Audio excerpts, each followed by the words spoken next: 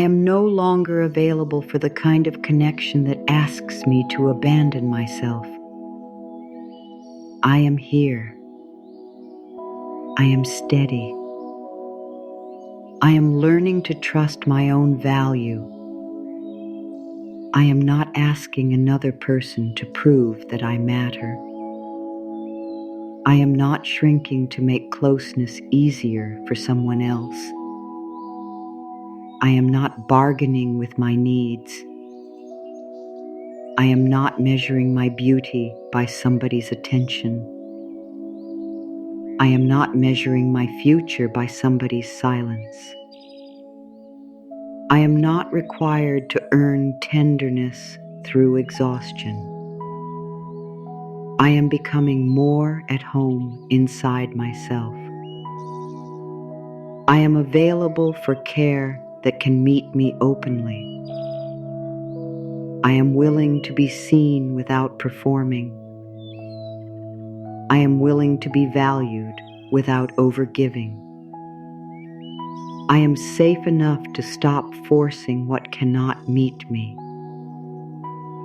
I am ready to stand where my own heart can find me.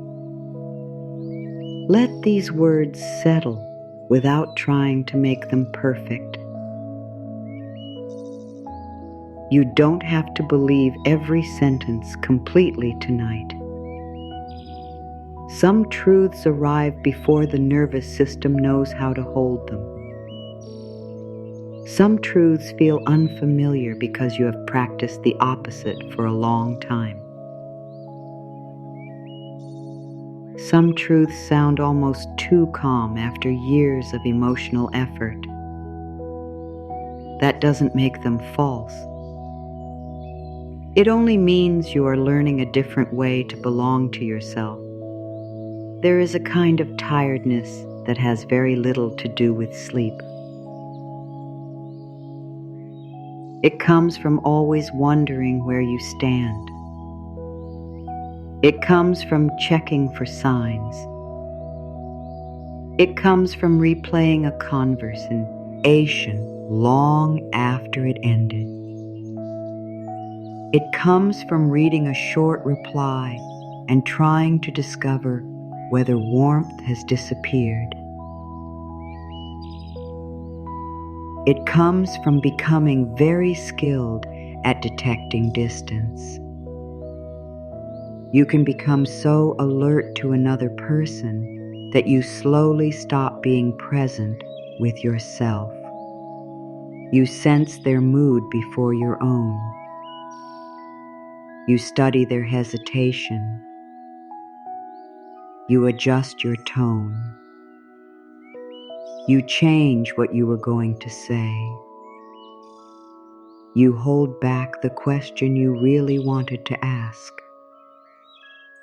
You decide not to mention what hurt because you don't want to seem difficult. You tell yourself it is better to keep things easy. You become understanding before you have even been understood. You become patient before anyone has offered clarity. You become forgiving while the ache is still fresh. And none of this means you were foolish. It means you hoped. It means connection mattered to you. It means part of you believed that if you brought enough kindness, enough patience, enough reassurance, enough flexibility, perhaps the uncertainty would finally soften. Tender people often learn this without realizing they are learning it. They discover how to anticipate, how to make room, how to forgive quickly, how to give one more explanation, how to excuse the inconsistency, how to remember the good moments when the difficult ones become hard to carry. They become excellent at keeping a bond alive even when the bond is asking them to do most of the emotional work. You may have known the feeling of reaching first because the silence felt heavier than your pride. You may have sent the message because waiting made your whole body tense. You may have told yourself that honesty meant you should explain again.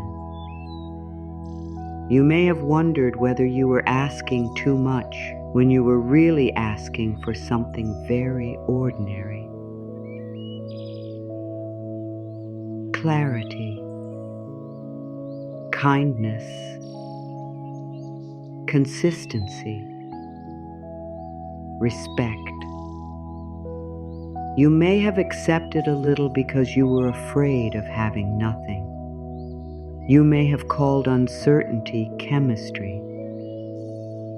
You may have called waiting patience. You may have called overgiving devotion. You may have told yourself that wanting less would make you easier to keep. That is where the exhaustion begins. Not because caring is wrong. Not because reaching out is wrong. Not because there is anything shameful about wanting closeness. The exhaustion begins when connection depends upon you ignoring your own experience. When you are always the one repairing, always the one translating, always the one making excuses for what has already been made clear through behavior. There is a difference between patience and self-abandonment. There is a difference between openness and pleading. There is a difference between compromise and disappearing. Tonight, you do not need to judge the version of you who struggled to see those differences. You can understand that version. You can feel compassion for the part of you that was trying to protect a bond because losing it seemed more frightening than losing pieces of yourself. That part was not weak. It was afraid of emptiness, afraid of being forgotten, afraid that asking for more might leave you with less, afraid that if you stopped trying, everything would fall apart. And when someone has learned that closeness can disappear without warning, effort can begin to feel like safety. You work harder. You explain more. You become more useful, more agreeable, more available, more understanding. You try to become impossible to leave, but there is a quiet cost to that strategy. The more you work to become indispensable to someone else, the easier it becomes to forget that you belong to yourself first. You begin to live from reaction. Their warmth lifts you. Their distance unsettles you. Their approval reassures you. Their uncertainty changes the temperature of your entire day. You become emotionally responsive to signals you cannot control. And the mind starts saying, if I can just do this correctly, I can secure the outcome. If I say the right thing, if I wait the right amount of time, if I look better, if I become calmer, if I become easier, if I stop needing reassurance, if I become everything they seem to want, then I will finally feel chosen. This is such a painful bargain because it places your peace inside another person's hands. And no human being can carry that responsibility perfectly. Even a good partner cannot become the source of your identity. Even a caring relationship cannot replace the inner place where you know who you are. The deeper shift begins when you stop asking connection to answer the question, am I valuable? That question must be answered closer to home. You were valuable before the message, before the invitation, before the date, before the compliment, before somebody recognized your tenderness, before anybody knew how deeply you could care. Your value did not begin when someone desired you. It does not disappear when someone becomes confused. It does not rise and fall with attention. And it does not need to be argued into existence. You may not feel this fully yet. That is all right. A new inner posture often starts as a sentence you practice before it feels natural. You say, I matter. Then an old memory argues. You say, I deserve consistency. Then fear answers, what if nobody gives it? You say, I will not abandon myself for closeness. Then loneliness whispers that perhaps self-abandonment is better than being alone. This is where compassion matters. You don't need to silence every fear. You don't need to become fearless. You only need to stop treating fear as the final authority. Fear can speak. You can listen. And you can still choose differently. There is an old habit inside many hearts that confuses urgency with importance. If someone becomes distant, urgency rises. If a reply takes longer than expected, urgency rises. If the future becomes unclear, urgency rises. And urgency says, do something now. Send something. Explain something. Fix something. Make sure they haven't forgotten you. But urgency is not always wisdom. Sometimes urgency is an old alarm responding to a present moment that has not actually asked for panic. Sometimes the healthiest response is not a better message.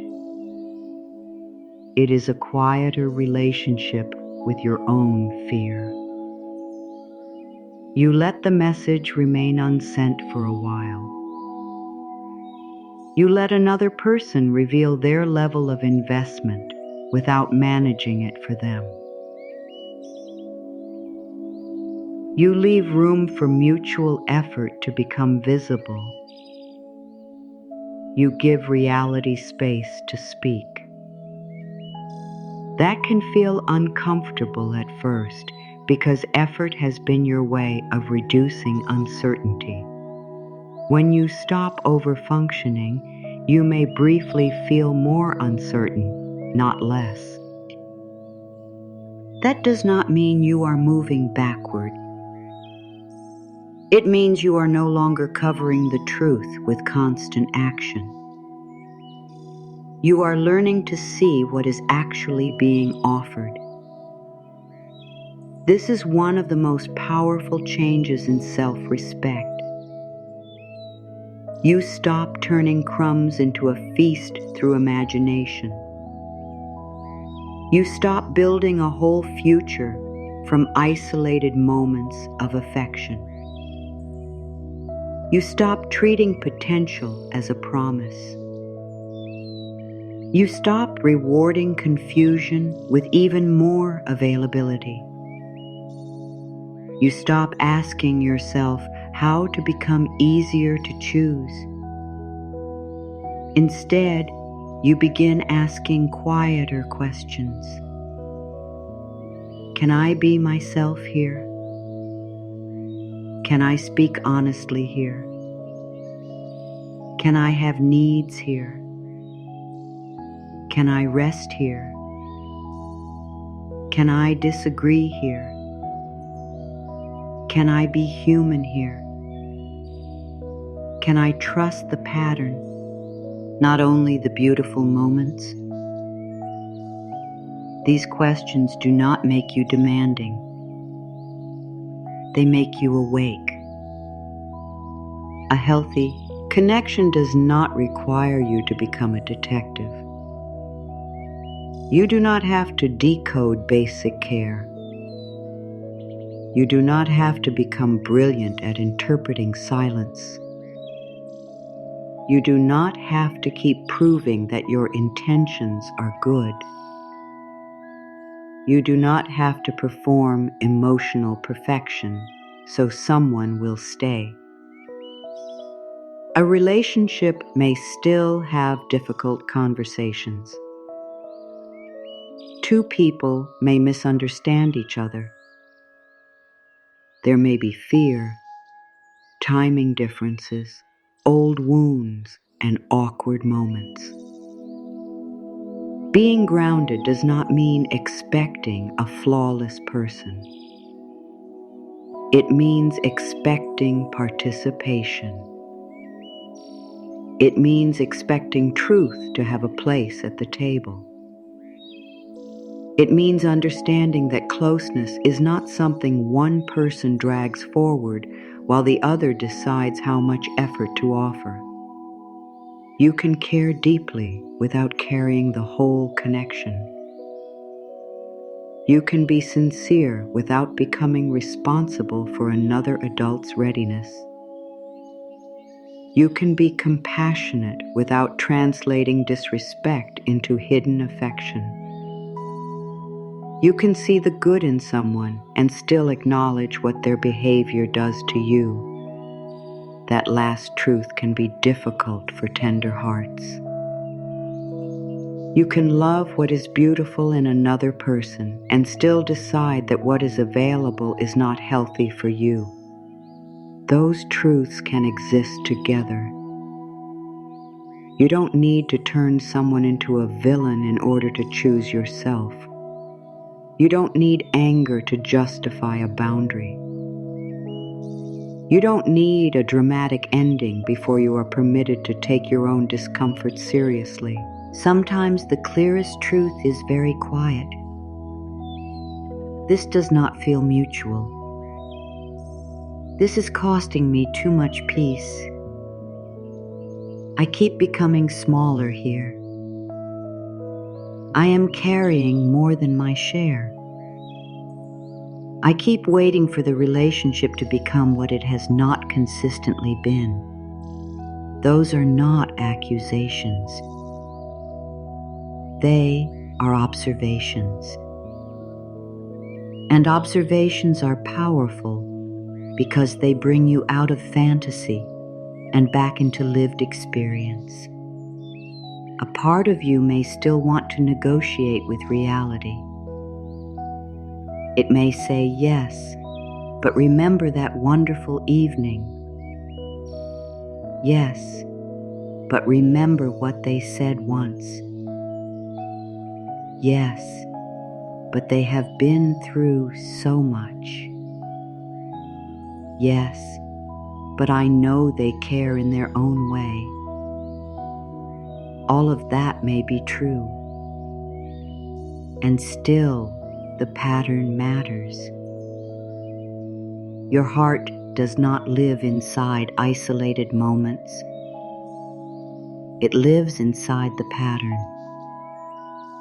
The pattern teaches your body whether it can soften. The pattern teaches you whether communication is safe. The pattern shows whether care has structure or appears only when convenient. A beautiful moment can be real without being enough to build a life upon. You are not dishonoring the good by seeing the whole picture. You are becoming honest. Honesty is one of the kindest forms of self-respect because it ends the private argument between what you experience and what you wish were happening. You no longer have to force those two things to match. You can want something deeply and still admit that it is not meeting you. You can feel disappointment without turning it into a verdict about your future. You can grieve a possibility without calling yourself rejected by life. This matters because pursuit often grows from a hidden belief that this chance is the chance. This person is the doorway. This moment determines everything. The mind becomes narrow under fear. It starts acting as though the whole future is trapped inside one particular outcome. Then every silence feels enormous. Every delay feels personal. Every change feels threatening. Your world becomes emotionally smaller. Self-respect widens it again. You remember that your life is larger than one person's capacity to see you. Your future is larger than one uncertain bond. Your identity is larger than anyone's preference. And your capacity for connection is not exhausted because one situation could not hold it well. This is where pursuit begins to lose its power over you. Not because you become cold. Not because you stop wanting partnership. Not because you pretend you never care. You become less willing to trade your inner stability for access to another person. You become less willing to turn anxiety into proof of passion. You begin to recognize that strong feeling and healthy connection are not always the same thing. Intensity can come from uncertainty. Longing can grow in distance. The mind can become deeply attached to what it cannot fully secure. This is a human response. It is not a moral failure. But once you understand it, you can begin choosing differently. You can ask whether the connection actually nourishes you or mostly activates you. You can ask whether you are enjoying what is present or pursuing what is missing. You can ask whether your desire comes from compatibility or from the ache of trying to complete an unfinished emotional pattern. These questions are not meant to make you analyze yourself endlessly. They are meant to return you to choice.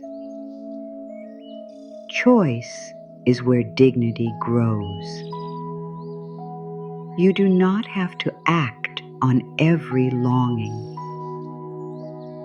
You do not have to answer every fear. You do not have to follow every urge to reach. You can experience desire without surrendering your center. You can miss someone and still keep your boundary. You can want closeness and still require consistency. You can care and still leave space for the other person to move toward you freely. This is where something subtle changes. When you stop carrying both sides, you finally learn what the other side is willing to carry. That knowledge can hurt. It can also free you, because uncertainty is often maintained by over-effort. If you are always closing the distance, you never learn whether they would have crossed it. If you are always restarting the conversation, you never learn whether they would have reached out. If you are always making things comfortable, you never learn whether they can handle your truth. When you step back from over-functioning, reality becomes clearer.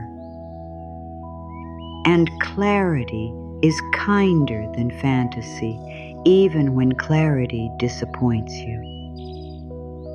Disappointment passes through.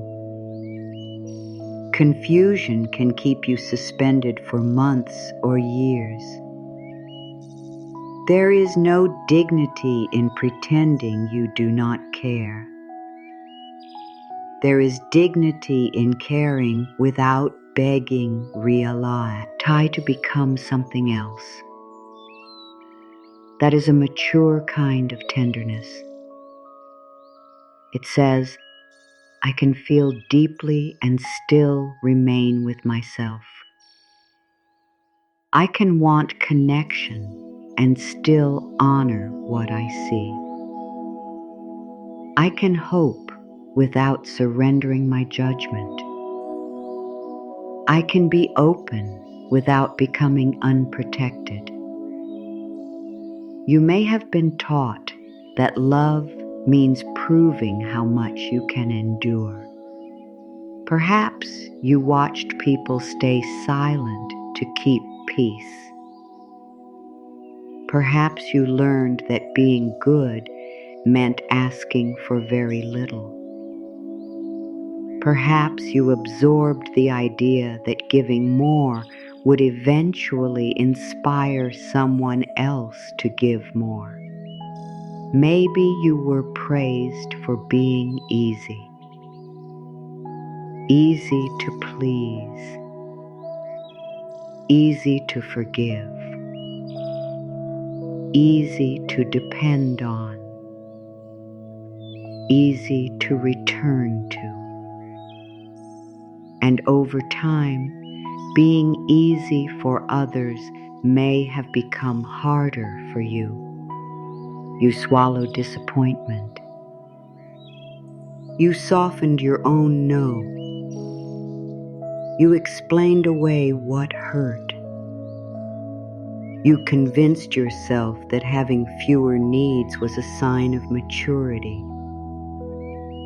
But maturity does not erase need. It helps you relate to need without shame. You are a human being. You need steadiness. You need honesty. You need emotional room. You need the freedom to say, "This matters to me." You need the freedom to hear an answer you do not like and still remain intact. That is a different kind of strength. It is not the strength of enduring everything. It is the strength of remaining connected to yourself while life reveals what can and cannot meet you. You are not becoming harder. You are becoming clearer. And clarity changes the way pursuit feels. What once seemed romantic may begin to feel tiring. What once seemed exciting may begin to feel unstable. What once looked like patience may begin to look like waiting without evidence. This is not cynicism. This is discernment. Discernment does not kill tenderness. It protects tenderness from being spent where it cannot root. You can still be generous. You can still be playful. You can still take emotional risks. You can still write first sometimes. You can still tell someone how you feel. The difference is that you no longer use generosity as a strategy to secure your place. You give because it is true to you, not because you are trying to create an obligation. You speak because honesty matters, not because you are trying to control the reply. You care without turning your care into currency. That shift is quiet, but it changes everything inside you. When giving stops being a bargaining tool, resentment begins to loosen. When honesty stops being a strategy, you become less afraid of how it lands. When closeness stops being proof of your value, another person's distance loses some of its authority. You begin living from the inside outward. This is the beginning of becoming easier to find by what can truly meet you, not through force, not through performance, not through emotional games, through congruence, through the simple power of being where you actually are. Wanting what you actually want, saying what you actually mean, leaving what consistently asks you to betray yourself, remaining open without becoming desperate. The nervous system may resist this because familiar struggle can feel safer than unfamiliar peace. Peace can seem suspicious when you have associated affection with uncertainty. Calm can feel empty when your body has become used to waiting for the next message. Consistency can even feel less exciting at first because it does not create the same emotional spikes.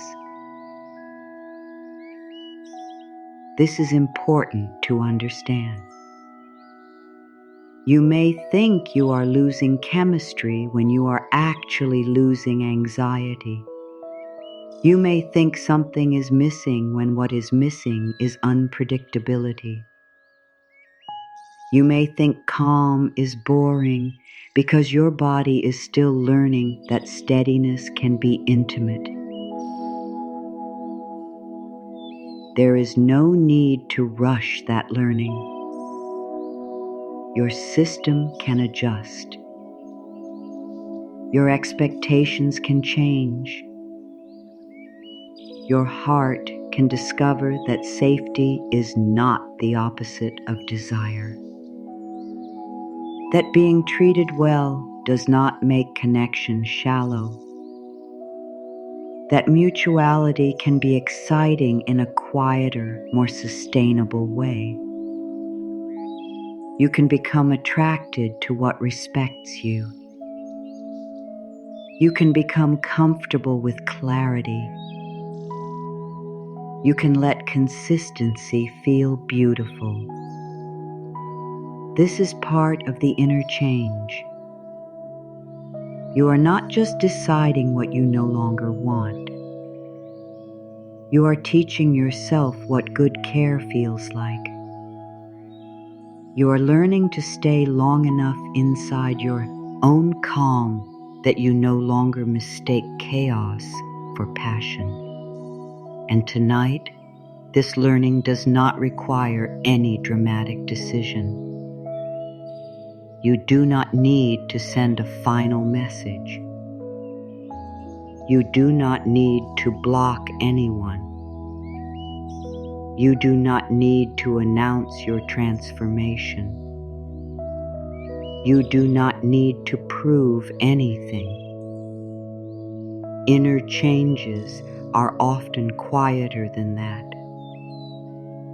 They begin when you catch yourself about to over-explain and choose one clear sentence instead. They begin when you want to reach out from panic and decide to first sit with what you are feeling. They begin when you recognize a mixed signal and do not immediately invent the missing clarity. They begin when you stop negotiating against your own needs. They begin when you let another adult reveal themselves. This is not passivity. It is participation without control. It is caring without self-erasure. It is movement without pursuit. You still get to choose. You still get to initiate. You still get to express affection. You still get to say, "I would like to see you." You still get to take emotional risks. The difference is that your actions no longer come from the belief that if you stop trying for one moment, you will disappear from someone's mind. You do not disappear when you rest. You do not become less valuable when you stop performing. You do not become forgettable because you stop proving. The people capable of meeting you do not require you to exhaust yourself to remain visible. And the people who only stay when you overfunction are giving you important information. You can receive that information without bitterness. You can let it guide you. You can say, "This is what is here, and I will not punish anyone for it. I will simply choose what respects my life." That is a powerful sentence because it removes revenge. It removes performance. It removes the need to make someone understand what they lost. Your task is not to become unforgettable. Your task is to become unavailable for forgetting yourself. There is freedom in that. You don't have to win the breakup. You don't have to make them regret anything. You don't have to become more beautiful so they recognize your value. You don't have to become distant as a strategy. You don't have to play games with the silence. You don't have to manufacture scarcity. Real self-respect is not a technique for controlling someone else. It is a relationship with yourself. That distinction matters because sometimes people stop pursuing only to secretly wait for the other person to panic. They withdraw, but internally they are still watching, still measuring, still hoping the distance will produce a reaction. That is understandable, but it is not freedom yet. Freedom begins when your return to yourself is not a strategy. It is home. You come back because you belong here. You come back because your own inner life deserves your attention. You come back because there are parts of you that have waited quietly while you were busy tracking somebody else. Your creativity, your sleep, your friendships, your appetite, your laughter, your curiosity, your work, your sense of possibility, your future. These parts of you are not secondary. They are your life. And no relationship should require you to abandon the rest of your life in order to maintain it. Connection is meant to join your life, not consume your entire field of attention. When you remember this, you become less impressed by intensity and more interested in compatibility, less impressed by words and more attentive to patterns, less interested in being chosen and more interested in whether the choice is healthy for you. This is where self-respect becomes practical. It stops being a beautiful idea and starts shaping what you tolerate. You stop calling emotional confusion potential. You stop calling inconsistency bad timing forever. You stop rewarding minimal effort with maximum availability. You stop giving access to parts of yourself that have not been handled with care. You stop making your standards flexible every time you feel lonely. Not because you are rigid, because you have learned that loneliness passes. Self-betrayal leaves a deeper mark. And each time you choose yourself without closing your heart, something inside you becomes more trustworthy. You begin to believe your own promises. If something hurts me repeatedly, I will pay attention. If someone cannot meet me, I will not turn myself into a project. If I feel confused, I will seek clarity rather than inventing it. If I am not treated with care, I will not call endurance devotion.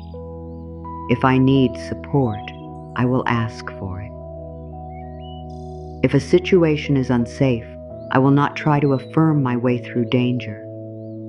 If my body or spirit is being harmed, I will reach toward real help. These are acts of self-respect. They are quiet, They are practical.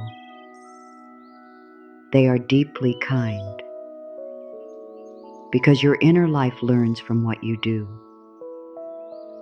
Every time you abandon yourself to keep someone, an old fear is reinforced. Every time you remain with yourself, even through disappointment, a new trust is built. That trust becomes the foundation for everything that follows. It changes the way you enter rooms, the way you speak, the way you listen, the way you wait, the way you respond to uncertainty, the way you decide. You become less frantic about being understood immediately. You become less tempted to explain your boundaries until everyone approves of them. You become less likely to confuse another person's disappointment with evidence that you have done something wrong. This does not happen overnight. It happens in small moments. A clear no. A calm silence. An honest answer. A decision not to reopen a door that has repeatedly led to the same pain. A choice to believe a pattern instead of arguing with it. A willingness to let someone misunderstand you rather than betray yourself for approval. These are the small places where dignity returns. And as dignity returns, pursuit begins to feel less natural. You start wanting mutuality more than intensity. You start wanting peace more than suspense. You start wanting truth more than potential. You start wanting what can stand beside you, not what requires you to run after it. There is no bitterness in this. There is relief. You are not closing the door on affection. You are closing the door on the belief that you must suffer in order to deserve it. You are not becoming unreachable. You are becoming more available to what can meet you without demanding your disappearance. You are not giving up on partnership. You are giving up the role of proving that you are worth choosing. And that role was never yours to carry. For tonight, that is enough. You do not need to solve the future. You do not need to know who will come. You do not need to know who will stay. You do not need to know whether someone from the past will ever understand. Your task is smaller and more powerful. Remain with yourself. Return to yourself. Let your own presence become familiar again. Let your mind stop circling somebody else's decisions. Let the unanswered questions rest where they belong. You do not have to carry every possible outcome into sleep. You can release the job of managing another person's heart. You can release the job of forecasting every future conversation.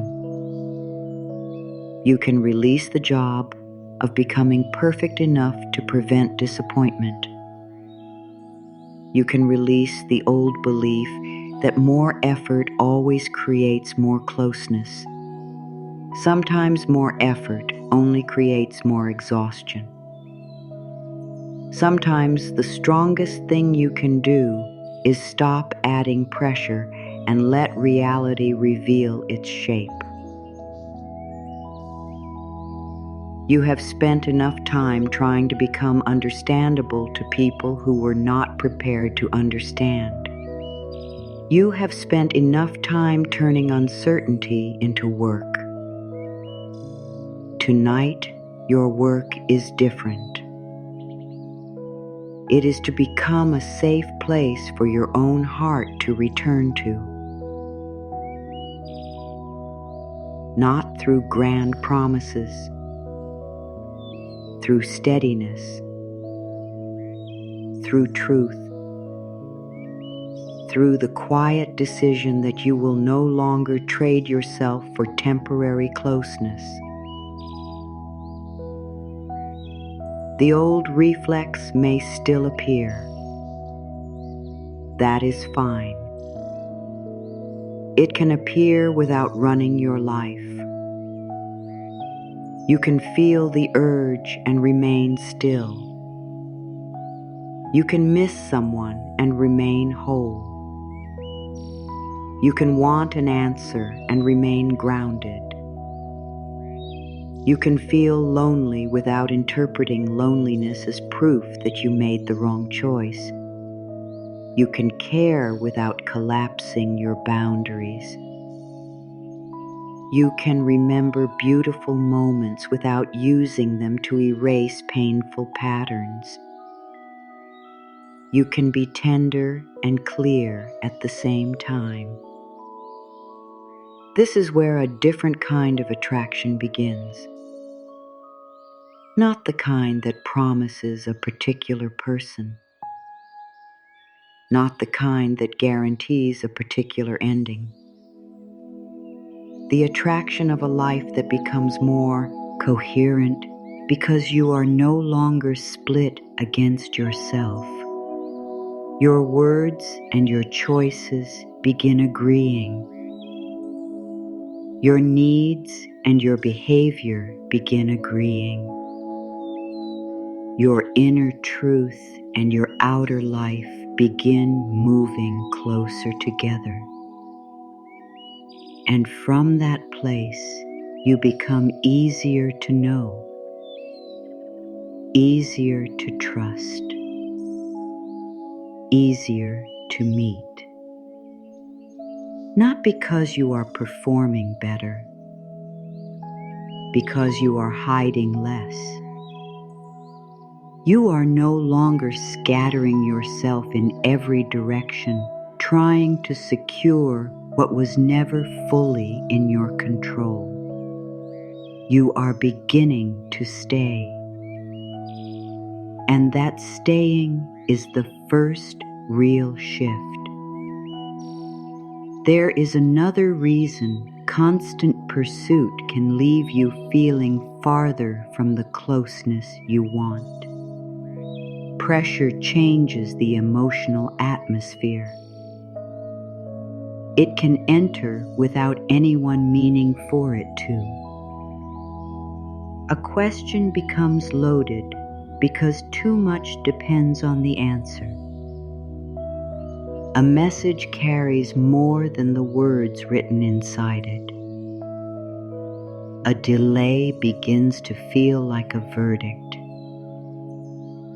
A conversation becomes less about two people discovering what is true and more about trying to secure reassurance before uncertainty grows again. This can happen even when your intentions are tender. You may only want clarity. You may only want to know where you stand. You may only want the steadiness you have been hoping for. Yet when fear sits beneath every interaction, The other person can sometimes feel the weight of an outcome they have not freely chosen. And you can feel it too. You begin entering conversations already braced. You listen for rejection before it happens. You search every phrase for hidden meaning.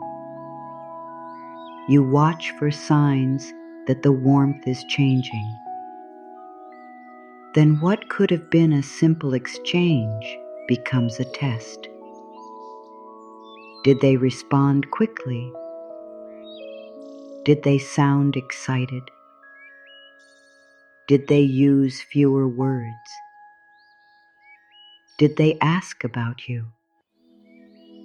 Did they make another plan?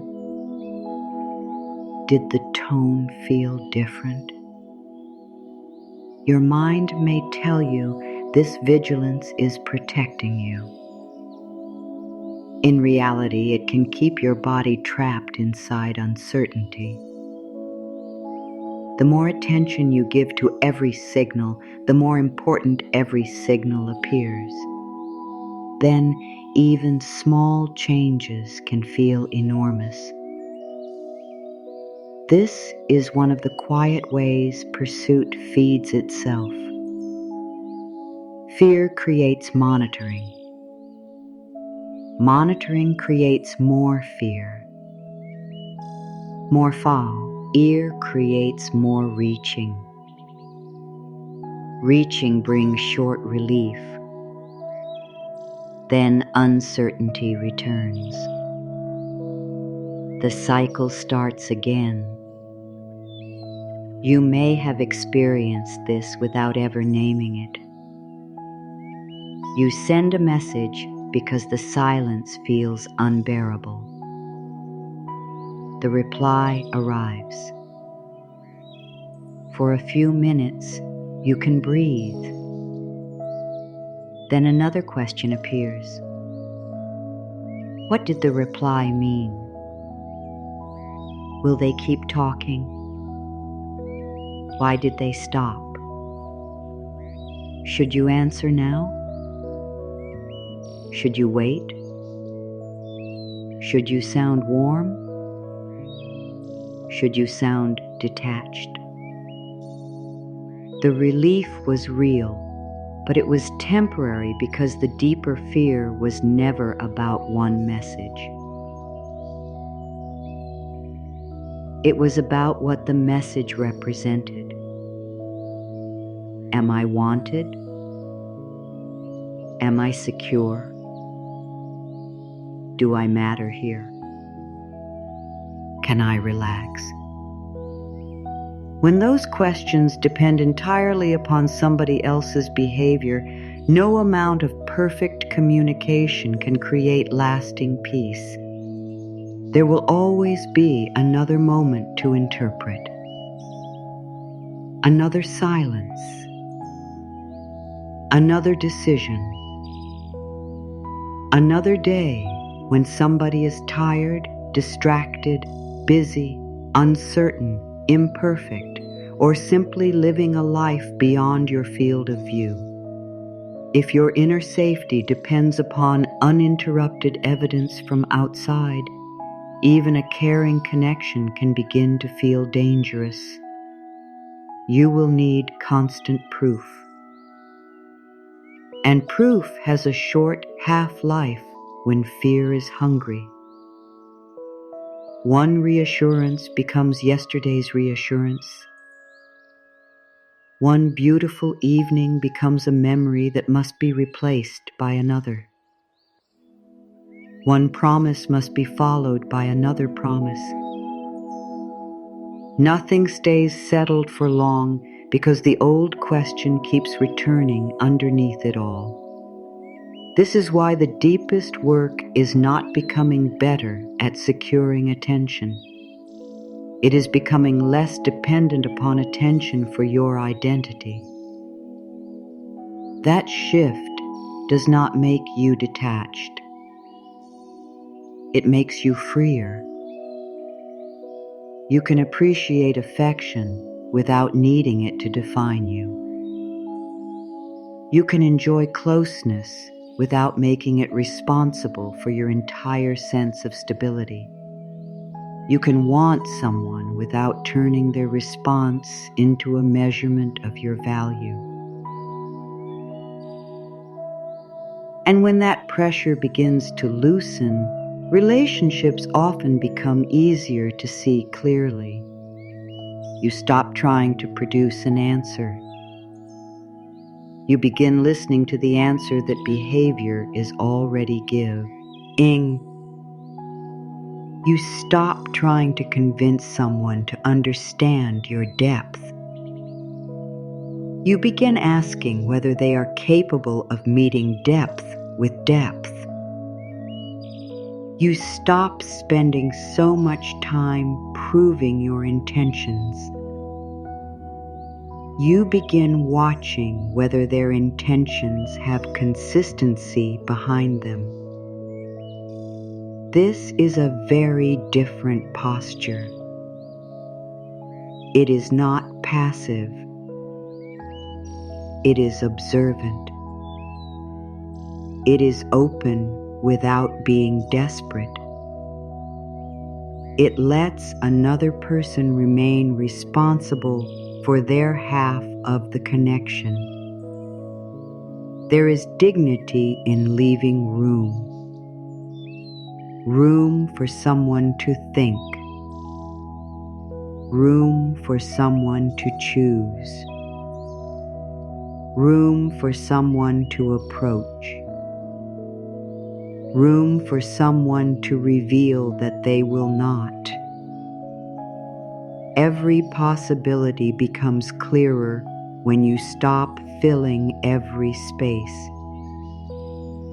This can be difficult because an empty space can feel like rejection before it has become anything at all. The mind hates unfinished stories. It would often rather invent a painful answer than remain inside uncertainty. So it fills the blank. They are losing interest. I said too much. I was too available. I should have been more mysterious. I ruined it. Someone else is more desirable. I always care more. Here I go again. These thoughts can arrive so quickly that they sound like facts. But they are not facts.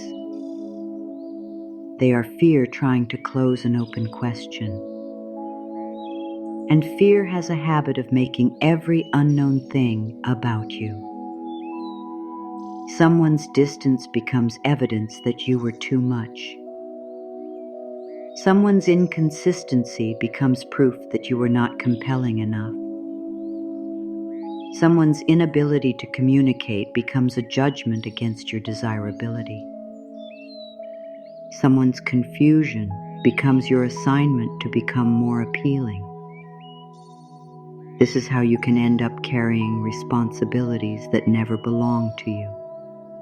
Other people have histories, limits, fears, patterns, preferences,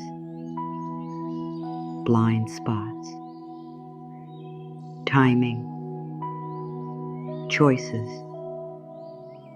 Some are ready for intimacy. Some are not. Some know what they want. Some do not. Some care and still cannot offer what you need.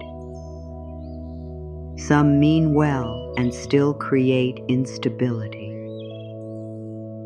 Some are simply not compatible with you. None of these realities require a verdict against your value. A mismatch is not a deficiency. An ending is not proof of inferiority. A lack of reciprocity is painful, but pain does not make the harshest interpretation true. Sometimes two people can care and still be unable to build something healthy together. Sometimes timing matters. Sometimes emotional capacity matters. Sometimes a person can appreciate you and still not choose the kind of connection you hoped for. The heart may resist this because it prefers a solution. If the problem is you, then fear imagines you can fix it. Become prettier. Become quieter. Become more confident. Become less available. Become more interesting. Become less emotional. Become more successful. Become easier. Become harder to reach. Become anything except the person who must accept that some outcomes are not controlled by self-improvement. This is one of the strangest comforts of self-blame. It hurts, but it offers the illusion of control. If everything failed because you were lacking, then changing yourself could guarantee a different ending. But human relationships are not equations. You can do everything with sincerity and still meet someone who cannot walk beside you. You can communicate beautifully and still receive an answer you do not want. You can become deeply grounded and still experience rejection. Inner strength does not remove disappointment from life. It changes what disappointment is allowed to say about you. That is the freedom you are building. Not a life where everybody chooses you. A life where somebody else's choice no longer has the authority to define you. Read that inwardly. Your dignity does not depend on universal approval. Your beauty does not depend on universal desire. Your future does not depend on being wanted by every person you want. You only need the courage to remain honest enough that the people who can truly meet you have a chance to encounter the real you. That means some people will leave. Some will misunderstand. Some will prefer something different. Some will be unable to offer depth. That is not failure. It is information. And information saves years when you stop arguing with it. The old version of you may have tried to turn every difficult answer into another audition. If someone hesitated, you became more impressive. If someone withdrew, you became more accommodating. If someone offered less, you tried giving more. If someone questioned the bond, you brought evidence of why it should work. You may have tried to carry both your desire and theirs. That is far too heavy for one heart. A mutual connection does not need one person to produce mutuality. It cannot. You can invite. You can reveal. You can speak. You can listen. You can take responsibility for your side. Then you must leave the other side free.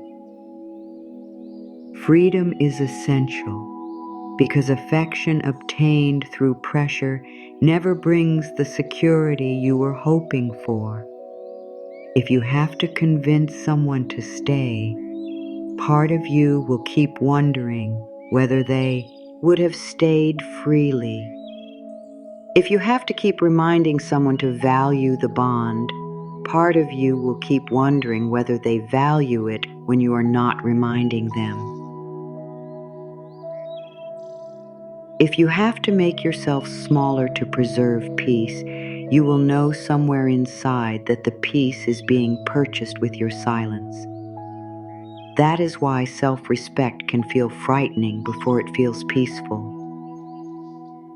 It removes the strategies that once gave you temporary control. You stop persuading.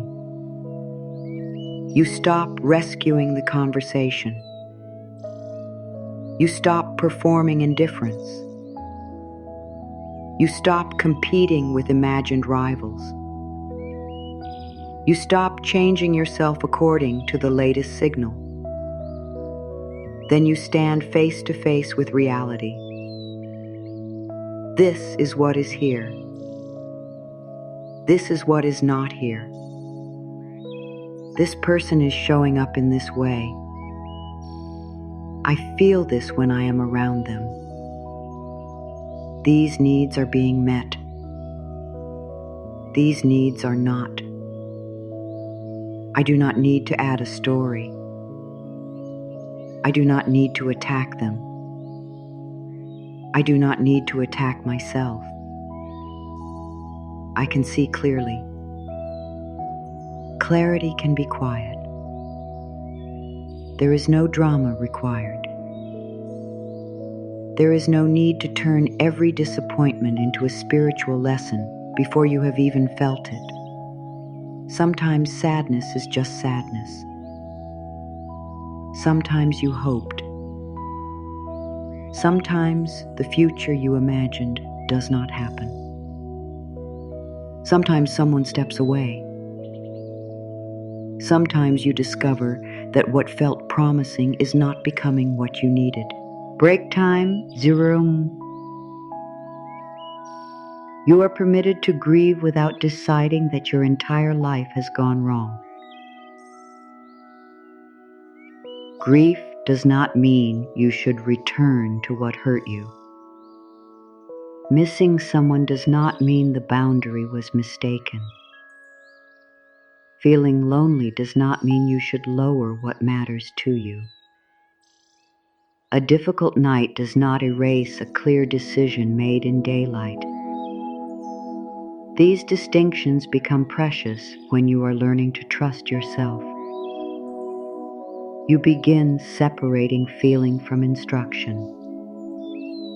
I feel afraid does not automatically mean go back. I feel lonely does not automatically mean reach. I miss them does not automatically mean they were right for me. I feel rejected does not automatically mean I am deficient. I feel uncertain does not automatically mean I should seek reassurance from the person creating the uncertainty. A feeling can be honored without being obeyed. That may be one of the strongest truths you ever learn. You can sit beside an emotion without handing it the keys. You can say, I know you are here. I know you are hurting. I know you want relief. And I will not make a decision against myself just to make this feeling disappear for an hour. This is how inner trust is rebuilt. Not through slogans, through action. You keep one promise to yourself, then another. You stop reopening conversations that repeatedly return you to confusion. You speak one need without apologizing for its existence. You choose one evening of rest instead of another night spent checking for a response. You decline one situation that requires you to pretend you are comfortable when you are not. You begin discovering that your own presence can carry you through the discomfort you once thought would break you. This matters because many people learned very early that belonging could be lost. Maybe affection felt conditional. Maybe praise came when you performed well. Maybe someone important was unpredictable. Maybe conflict felt dangerous. Maybe you became the peacemaker because tension in the room felt unbearable. Maybe you learned to study faces before you learned to study your own feelings. Maybe you discovered that being useful brought closeness. Maybe being quiet prevented trouble. Maybe excellence earned warmth. Maybe you absorbed all of this without a single person ever saying the rule aloud. Children are brilliant interpreters and imperfect philosophers. They notice what happens. Then they build meaning from it. If I am easy, people stay. If I need less, things remain peaceful. If I take care of everyone, I belong. If someone is upset, I must fix it.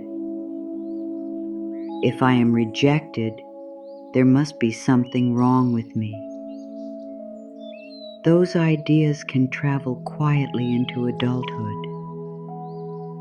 They can become so familiar that they no longer sound like beliefs.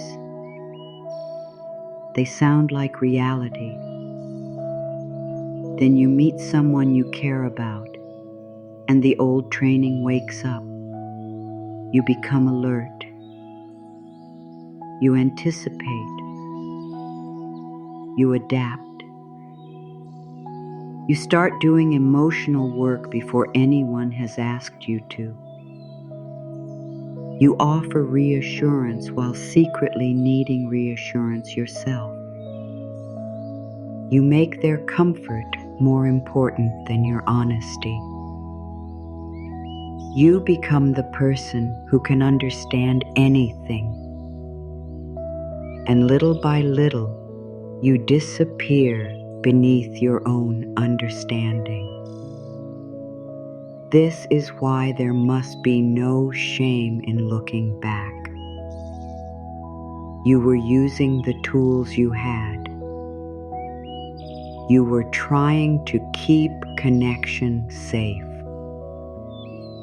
You were responding to old instructions written before you had the language to question them. The issue was never that you cared too deeply.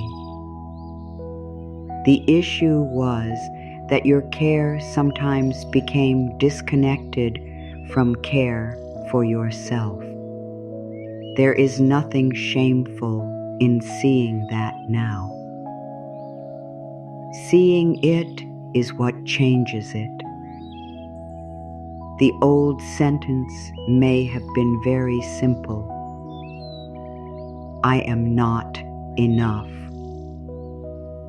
It may have appeared in different clothes. I am not interesting enough,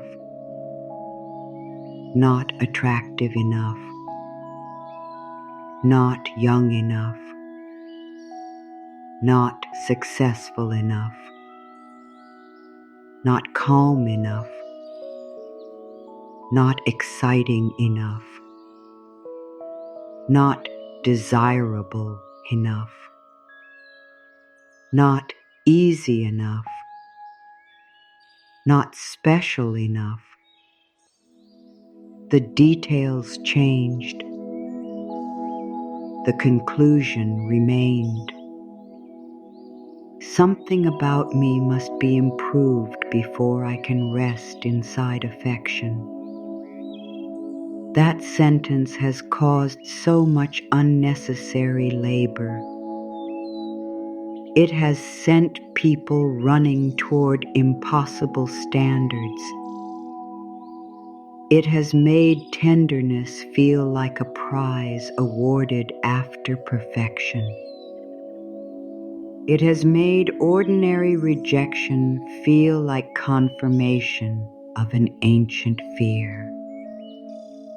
And it has convinced, countless hearts to accept poor treatment because they believed asking for better might expose how little they deserved. But the sentence was learned. It was not discovered. There was never a day when reality opened a book and showed you a final measurement of your human value. There was no universal tribunal, no hidden scale, no final score. There were experiences, interpretations, comparisons, messages, absences, wounds, and a mind trying to explain them. The explanation became familiar. That familiarity made it convincing. Familiar is not the same as true. You can know this intellectually and still feel the old sentence in your body. That is normal. A belief repeated for years can continue producing emotion even after you have started questioning it. This is why you do not need to fight yourself. Time, Wachum. You do not need to shout a brighter sentence over the frightened one. You can listen with patience. When the old voice says you are going to be left, you can answer, I hear the fear. When it says you should do more, you can answer, I do not need to earn basic care. When it says someone else would be easier to choose, you can answer, I am not competing for the right to exist as myself. When it says, you have waited too long, you can answer, my life is still alive. When it says, this may be your last chance, you can answer, fear does not know the size of my future. These replies do not require certainty about what comes next. They are declarations about how you will treat yourself now. That is where the repair becomes real. The goal is not to convince yourself that every desired outcome is coming.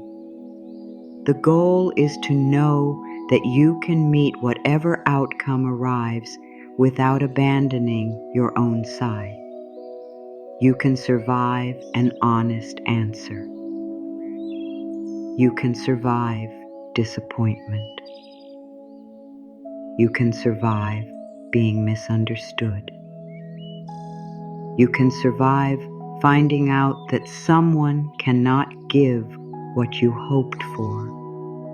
You can survive a season when nothing is clear yet. You have already survived many things you once believed would be impossible. And survival is not the whole story. You can also build. You can rebuild trust in your judgment. You can create friendships that do not leave you guessing. You can build routines that return you to your body and your own life. You can practice speaking more directly. You can become familiar with people whose presence feels steady rather than intoxicatingly uncertain. You can learn what mutual effort looks like. You can develop the patience to let connection reveal itself over time. This is the kind of change that alters your future without requiring prediction. You do not need to know who is ahead. You only need to become more faithful to what you already know. You know that confusion cannot be your permanent home. You know that affection without respect becomes painful. You know that chemistry cannot replace character. You know that longing cannot carry two people. You know that your tenderness deserves structure around it. You know that being selected is not the same thing as being cherished well. And somewhere underneath every old fear, you know something else. You were never meant to spend your entire life auditioning. You were meant to participate, to meet, to choose, to be chosen freely where there is a fit, to walk away where there is not, to stay open without standing on emotional tiptoe, to be seen without constantly editing yourself. This is not too much to desire. The important question is whether you can remain loyal to that desire when loneliness arrives. Because loneliness is persuasive. It can make half a connection look bigger than it is. It can make old doors look warmer than they felt when you were standing inside them. It can make a message from the wrong person feel like destiny because the room has been quiet for too long. Loneliness deserves compassion. It does not deserve control. You can care for loneliness without feeding it whatever is available. You can make tea, call someone safe, read, walk, write, sleep, cry, sit near a window and let the evening pass. You can remember that emptiness is not always a sign that something is missing. Sometimes it is newly created room. And newly created room can feel strange. There used to be noise there, checking, waiting, imagining, explaining, replaying. Now there may be space. Time Chamwon. At first, space can feel like absence.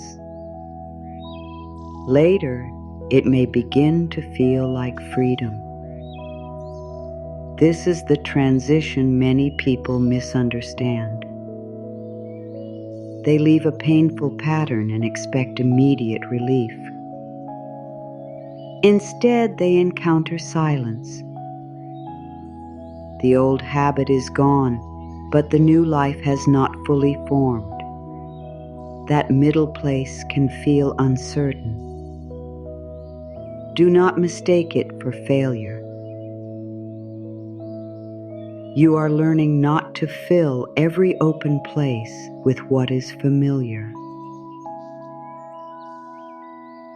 You are learning to let something remain empty until what fits can enter naturally.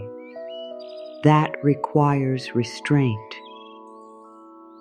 It also requires faith in your own life.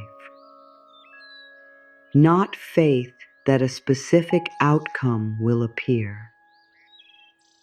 Faith that you do not have to rush toward misalignment just because you dislike the feeling of waiting.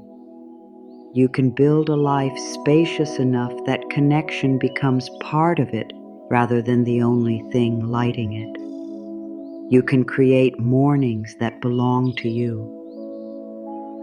Evenings that do not revolve around somebody's availability. Plans that are not placeholders. Interests that are not distractions from longing, but real expressions of who you are.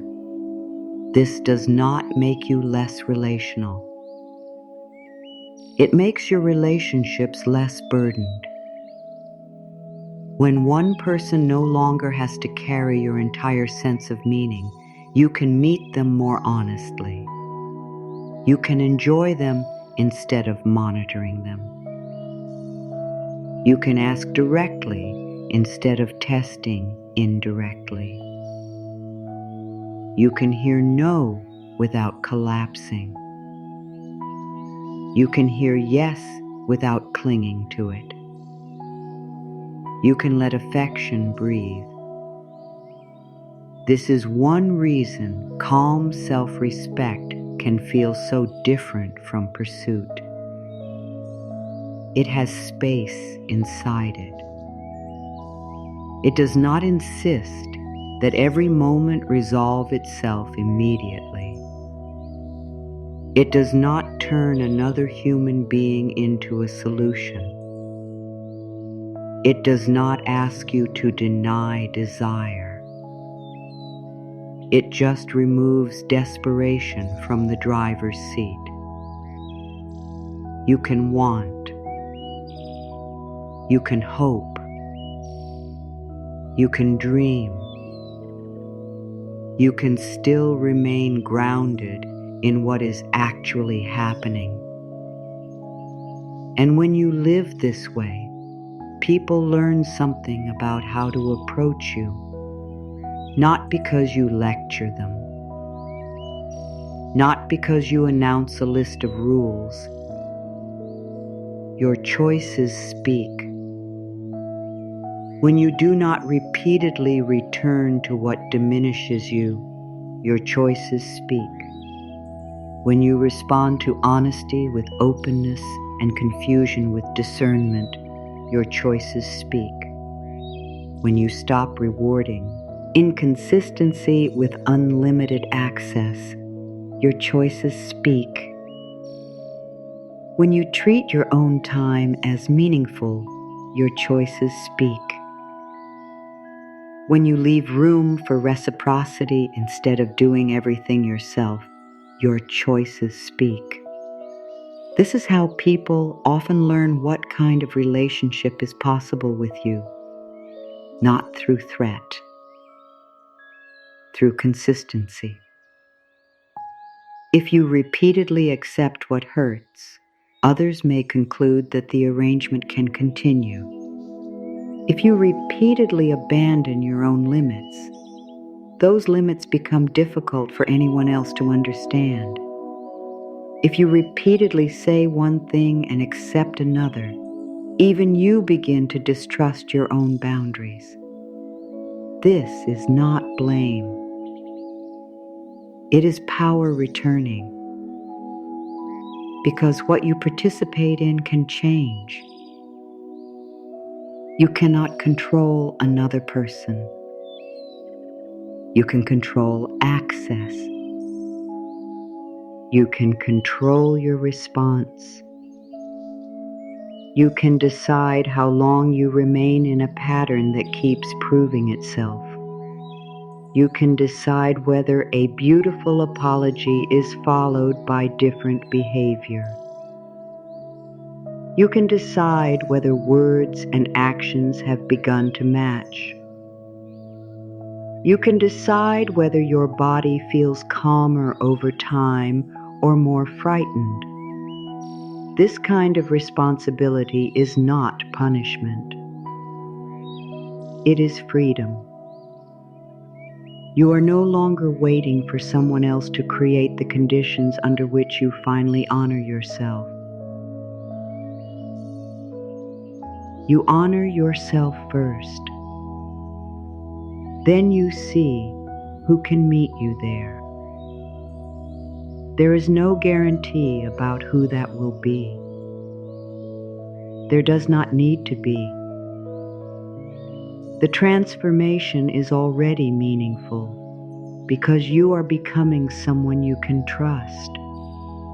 That is the center of everything. The person you are learning to trust is you. When you say no, you mean it. When you say this hurts, you listen. When you say I need time, you take it. When you say I cannot keep living inside this confusion, you do not immediately negotiate yourself back into it. Your own words begin having weight inside your own life. That is how an internal center forms. Not through hardness, through alignment. And when that center becomes steadier, something remarkable becomes visible. You do not have to run in every direction to make connection happen.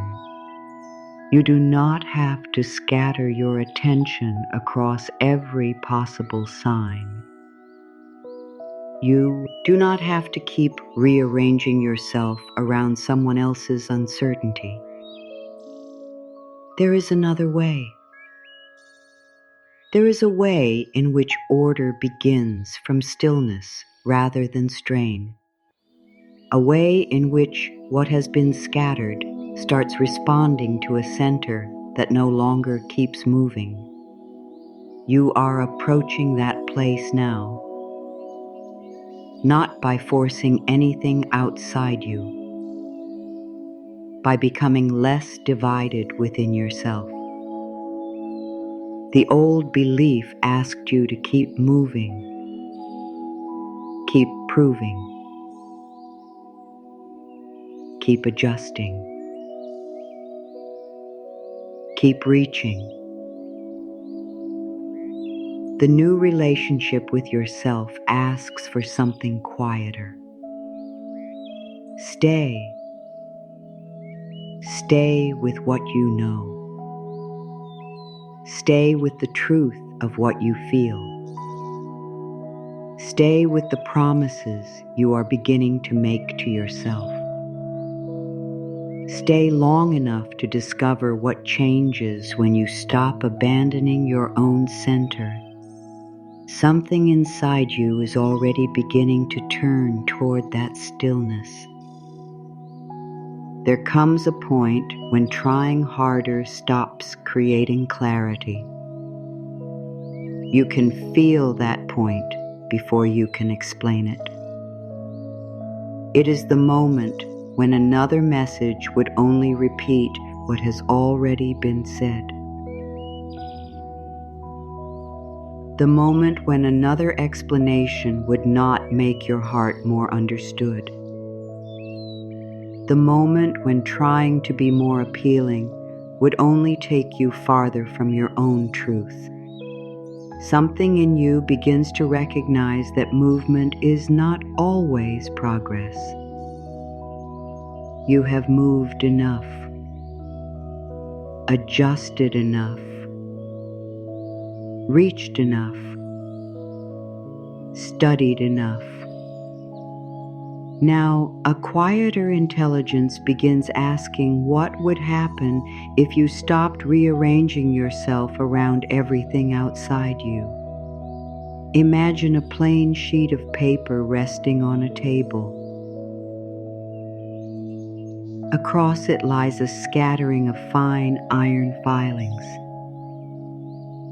At first they seem unrelated, tiny pieces pointing everywhere. Some lie close together. Others are spread far apart. There is no visible order, no clear direction. Nothing seems connected. If you tried to arrange every piece with your fingers, the work would be endless. Move one. Correct another. Push this one closer. Turn that one slightly. Then your hand would disturb the pieces beside it. You would spend all your attention trying to create a pattern, one fragment at a time. This is what emotional pursuit can feel like. One conversation must be corrected. Oh, ni silence must be interpreted. One impression must be improved. One distance must be closed. One uncertainty must be solved.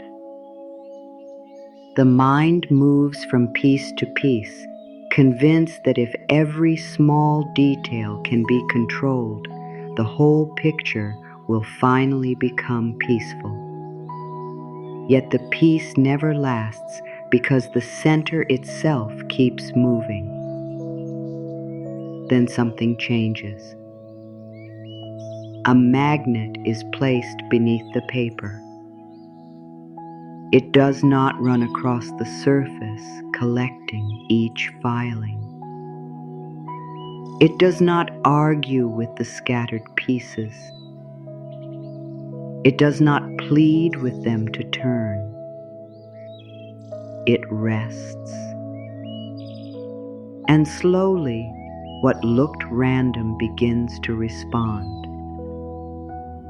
The filings shift. Tiny pieces rotate. Lines become visible. Order appears where there had been disorder. The movement happens around the center because the center remains steady. This is the lesson you are beginning to live. Your task is not to run after every fragment of connection and force it into position. Your task is to become clearer about where you stand.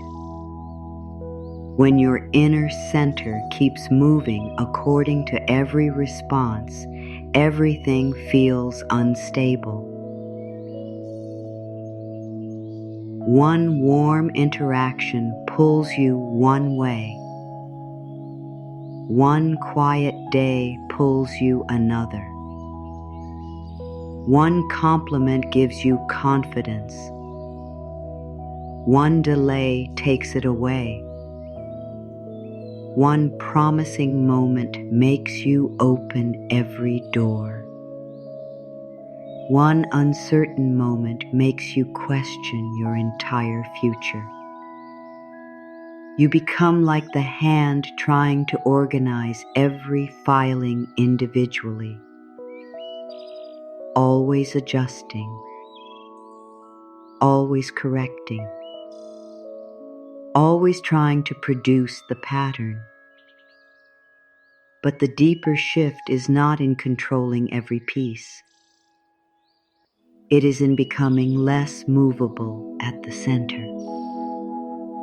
A still center does not mean you never change your mind. It does not mean you become stubborn.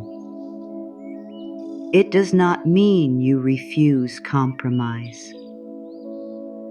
It means your basic relationship with yourself is no longer rewritten by each new signal. You know what kindness means to you. You know what honesty feels like. You know what kind of communication helps you remain grounded. You know what kind of treatment leaves you constantly confused. You know what you are prepared to participate in. You know what you are no longer willing to normalize. These truths become your center. Then life can move around them. Someone can be interested without becoming your identity. Someone can be uncertain without making you uncertain about yourself. Someone can step closer without causing you to abandon your discernment. Someone can step away without taking your dignity with them. Your center remains. This does not happen through force. It happens through repetition. Every time you refuse to turn somebody's silence into a judgment against yourself, your center becomes steadier. Every time you listen to your discomfort instead of arguing it away, your center becomes steadier. Every time you speak honestly without trying to control the answer, your center becomes steadier. Every time you let another person show you what they can offer, your center becomes steadier. Every time you stop competing for a place that should be freely offered, your center becomes steadier. Then your life begins to arrange differently around you. Not because you have gained magical control over people. You have not. People remain free. Circumstances remain uncertain. Some doors will open. Some will remain closed. Some connections will deepen. Some will end. The difference is that you are no longer scattering yourself to prevent reality from being reality. You begin meeting life from one place, your own place. There is tremendous relief in this. The filings do not need to know the future. They respond to what is present. They do not debate whether the field is strong enough. They turn according to what is actually there. You can begin doing the same with your choices. Respond to what is present, not what you hope someone will become, not what they could become in the perfect circumstance, not what they once promised during an emotional moment, not what you could create if you worked twice as hard. What is here? What is consistent? What is being demonstrated? What does your body experience around this pattern? What happens to your sense of self when you remain inside it? These questions bring the scattered pieces back into relationship with your center. You no longer have to construct certainty from imagination. You can let reality organize the decision. If someone is clear, you can meet clarity. If someone is respectful, you can open gradually. If someone is inconsistent, you can observe that inconsistency without rushing to repair it. If someone cannot meet your needs, you can believe what is being shown without turning it into an insult against either person. This is not coldness. It is accuracy. And accuracy is restful. You have spent enough nights trying to make uncertainty say something kinder than it was saying. You have spent enough mornings reviewing what happened. You have spent enough emotional effort trying to move one tiny piece after another. Now imagine the magnet remaining beneath the paper, still, present, not demanding. Its strength is not proven through speed. Its influence is not increased by panic. It does not become more effective by jumping from one edge to another. Time frees.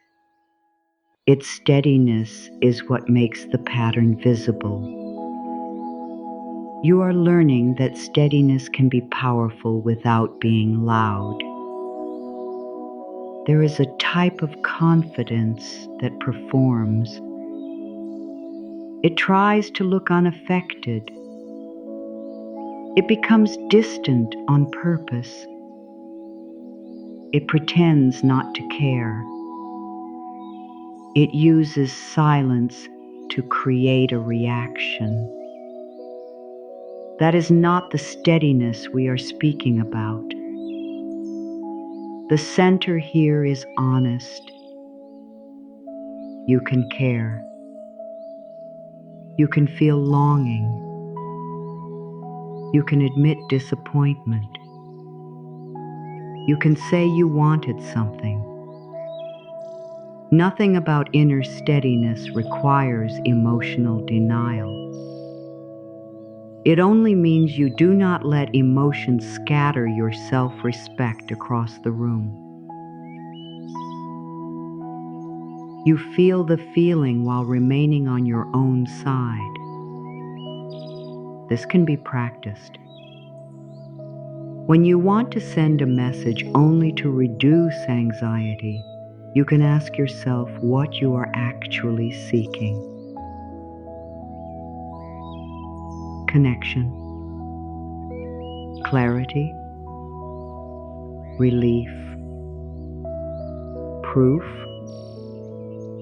Then you can choose from awareness instead of urgency. When you feel tempted to lower a boundary because someone has become distant, you can remember that a boundary changed under fear is rarely a trustworthy boundary. When you begin comparing yourself with someone else, you can return to what you know. Another person's beauty does not erase yours. Another person's appeal does not make you deficient.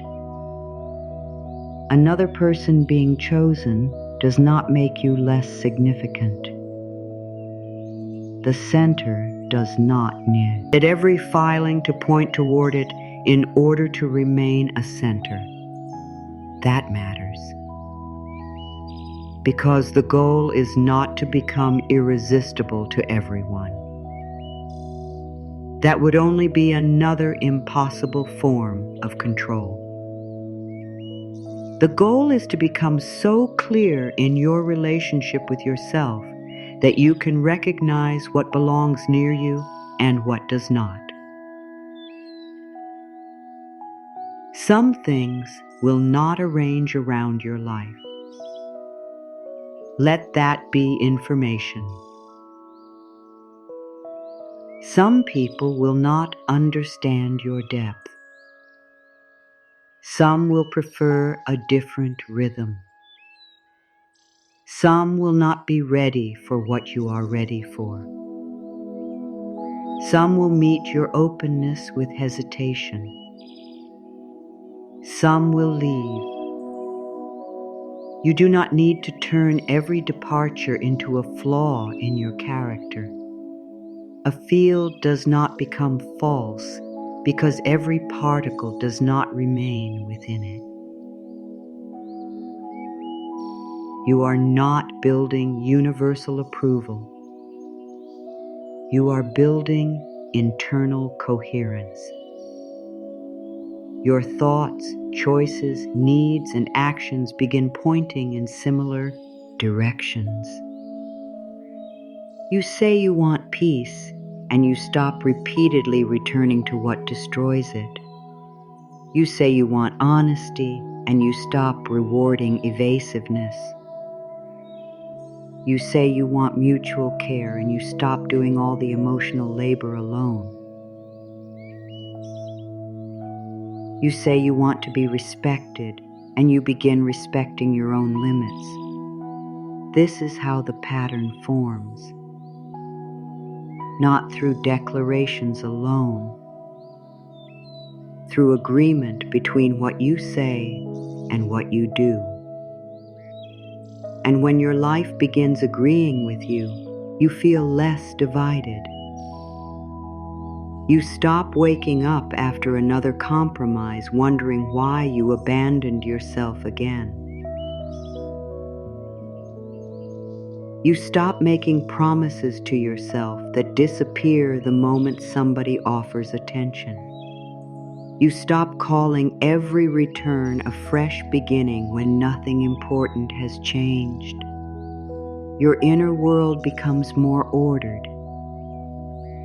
One choice aligns with another. One boundary supports the next. One honest conversation strengthens the next. The scattered parts of you begin turning toward the same center.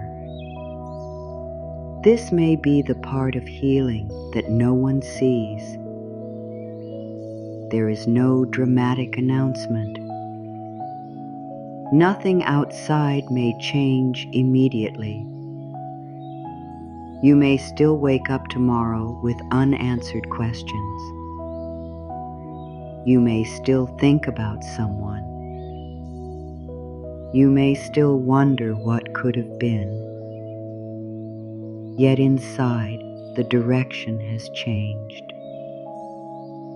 You are no longer facing outward with every part of yourself. Some attention has returned home. Some confidence has returned. Some authority has returned. And the more it returns, the less compelling old pursuit begins to feel. You start seeing how exhausting it was to keep moving yourself around another person's uncertainty. You start understanding why calm used to feel unfamiliar. You start seeing that you were often trying to create through effort what can only exist through mutual participation. You cannot manually arrange another person into readiness. You cannot press every thought into alignment.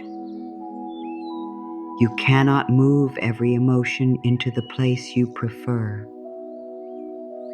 You cannot force somebody's capacity to match yours.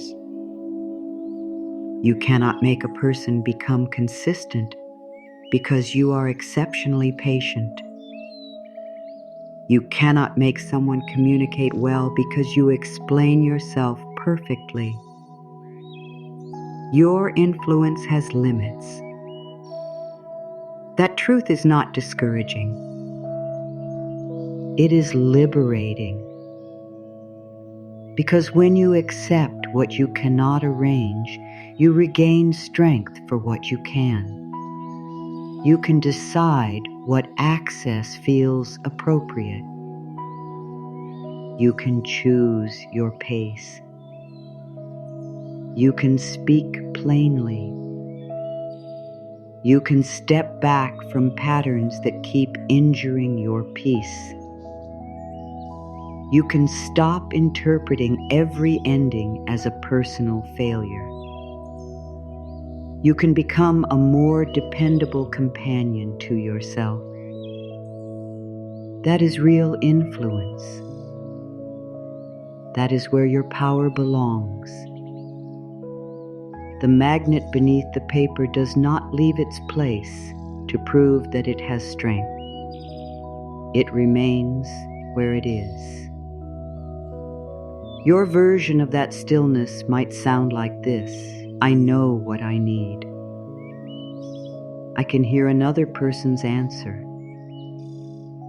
I can survive an answer I did not want. I can stay kind without abandoning myself. I can remain open without becoming available to confusion.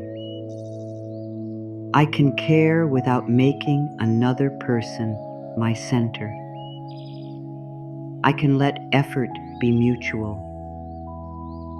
I can let reality reveal itself.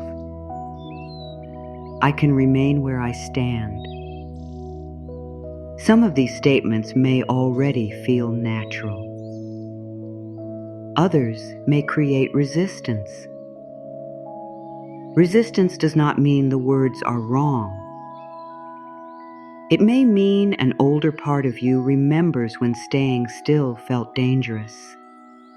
Perhaps you once had to move quickly to preserve closeness. Perhaps silence once carried consequences. Perhaps waiting once felt like being forgotten. Perhaps you learned that your usefulness kept relationships together. That history deserves tenderness. You do not have to force yourself into perfect calm. You can begin with willingness. I am willing to stop abandoning my center. That is enough for tonight. You can work with willingness. You can build from there. And now there is one sentence that belongs to this particular turning point. It joins the image of the ordered filings with the new way you are learning to stand. Let it arrive without pressure. You do not have to make yourself believe it completely. Hear it once. I stay centered, and true connection arranges around me. You can soften around the words. They do not promise a person. They do not promise a date. They do not command life.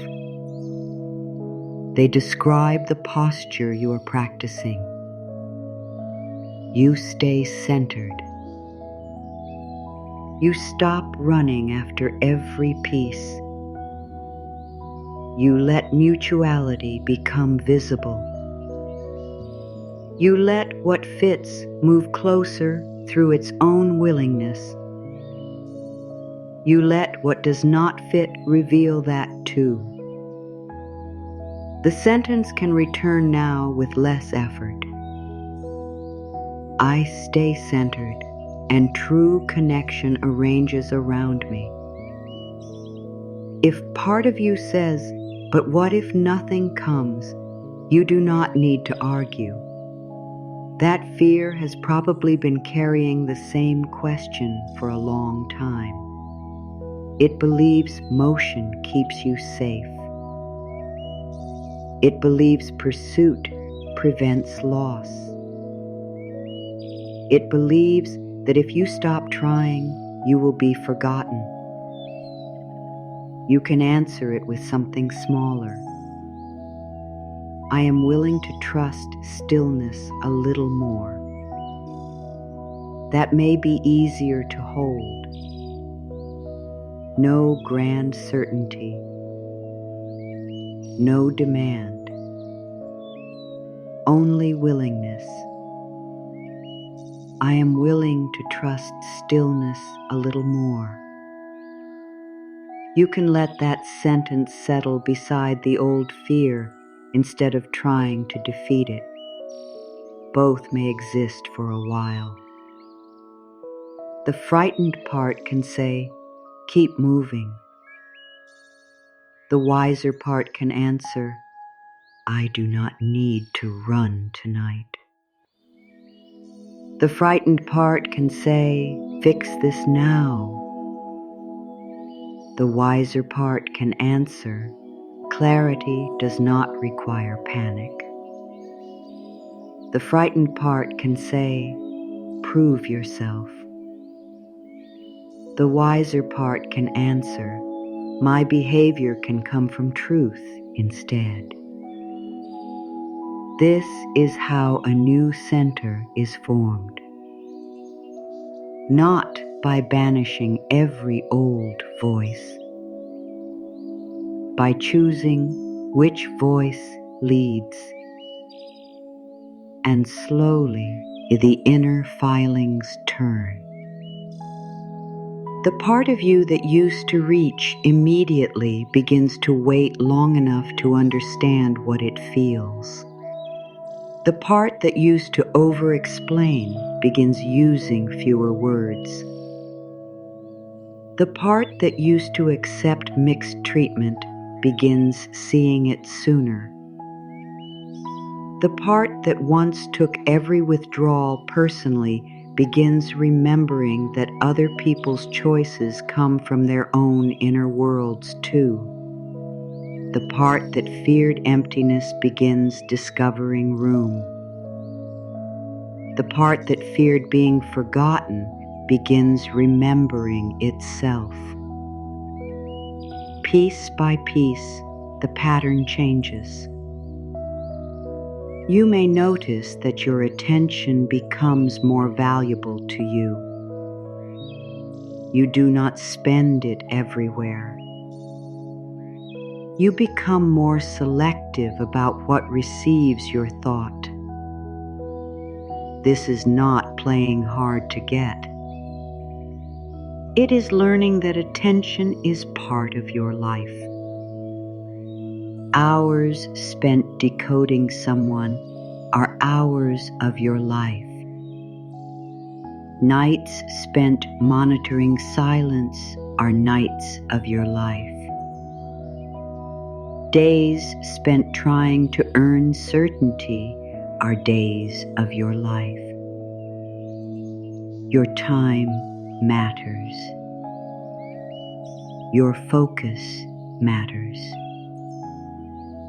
Your inner peace matters. You begin treating these things as precious because they are. Then a different question appears when you meet someone. Not, "How do I make this work?" but, "What happens when I remain myself here?" That question changes the entire experience. You do not immediately reshape. You do not rush to become what you imagine they prefer. You remain curious. You listen. You observe. You reveal yourself gradually. You let two realities meet. If there is compatibility, it has somewhere honest to grow. If there is not, you learn that sooner. Both outcomes serve truth. There is another freedom here. You can stop trying to be universally desirable. This is one of the most exhausting projects anyone can undertake. You change according to whoever is in front of you. You emphasize one part of yourself, hide another, become more serious, more playful, more mysterious, more agreeable, less emotional, more independent. You become a collection of adjustments rather than a person being known. Act time 1/5. Then even when someone likes you, you may remain anxious because you wonder whether they like the real you or the arrangement you created. That is why authenticity is restful. It reduces the number of pieces you are trying to control. Your preferences can exist. Your humor can exist.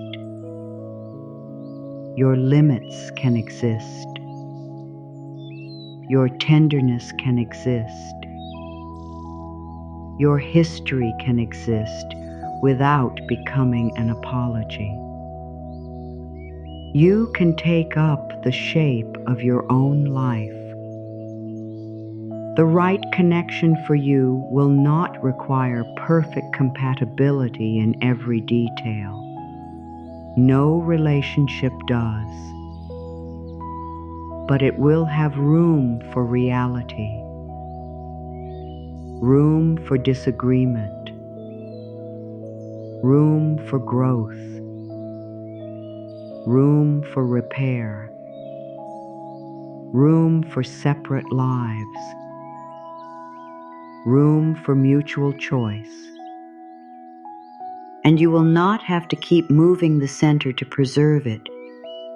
This is the difference. You can bend sometimes without breaking your own agreement with yourself. You can compromise without disappearing. You can care about another person's needs without treating your own as an inconvenience. You can change your mind because you have learned something, not because fear has taken over. A stable center is flexible around the edges. It does not need rigidity. It only needs honesty. Imagine the filings again. Some sit closer to the center, some farther away. The pattern is not a single straight line. It has shape, complexity, space. That is how a healthy life can look. Connection does not have to consume every part of you. Your work remains. Your friendships remain. Your private thoughts remain. Your interests remain. Your solitude remains. Your dreams remain. A partner does not erase these things. A good bond can coexist with them. This matters if you have ever made one person the organizing principle of your entire emotional life.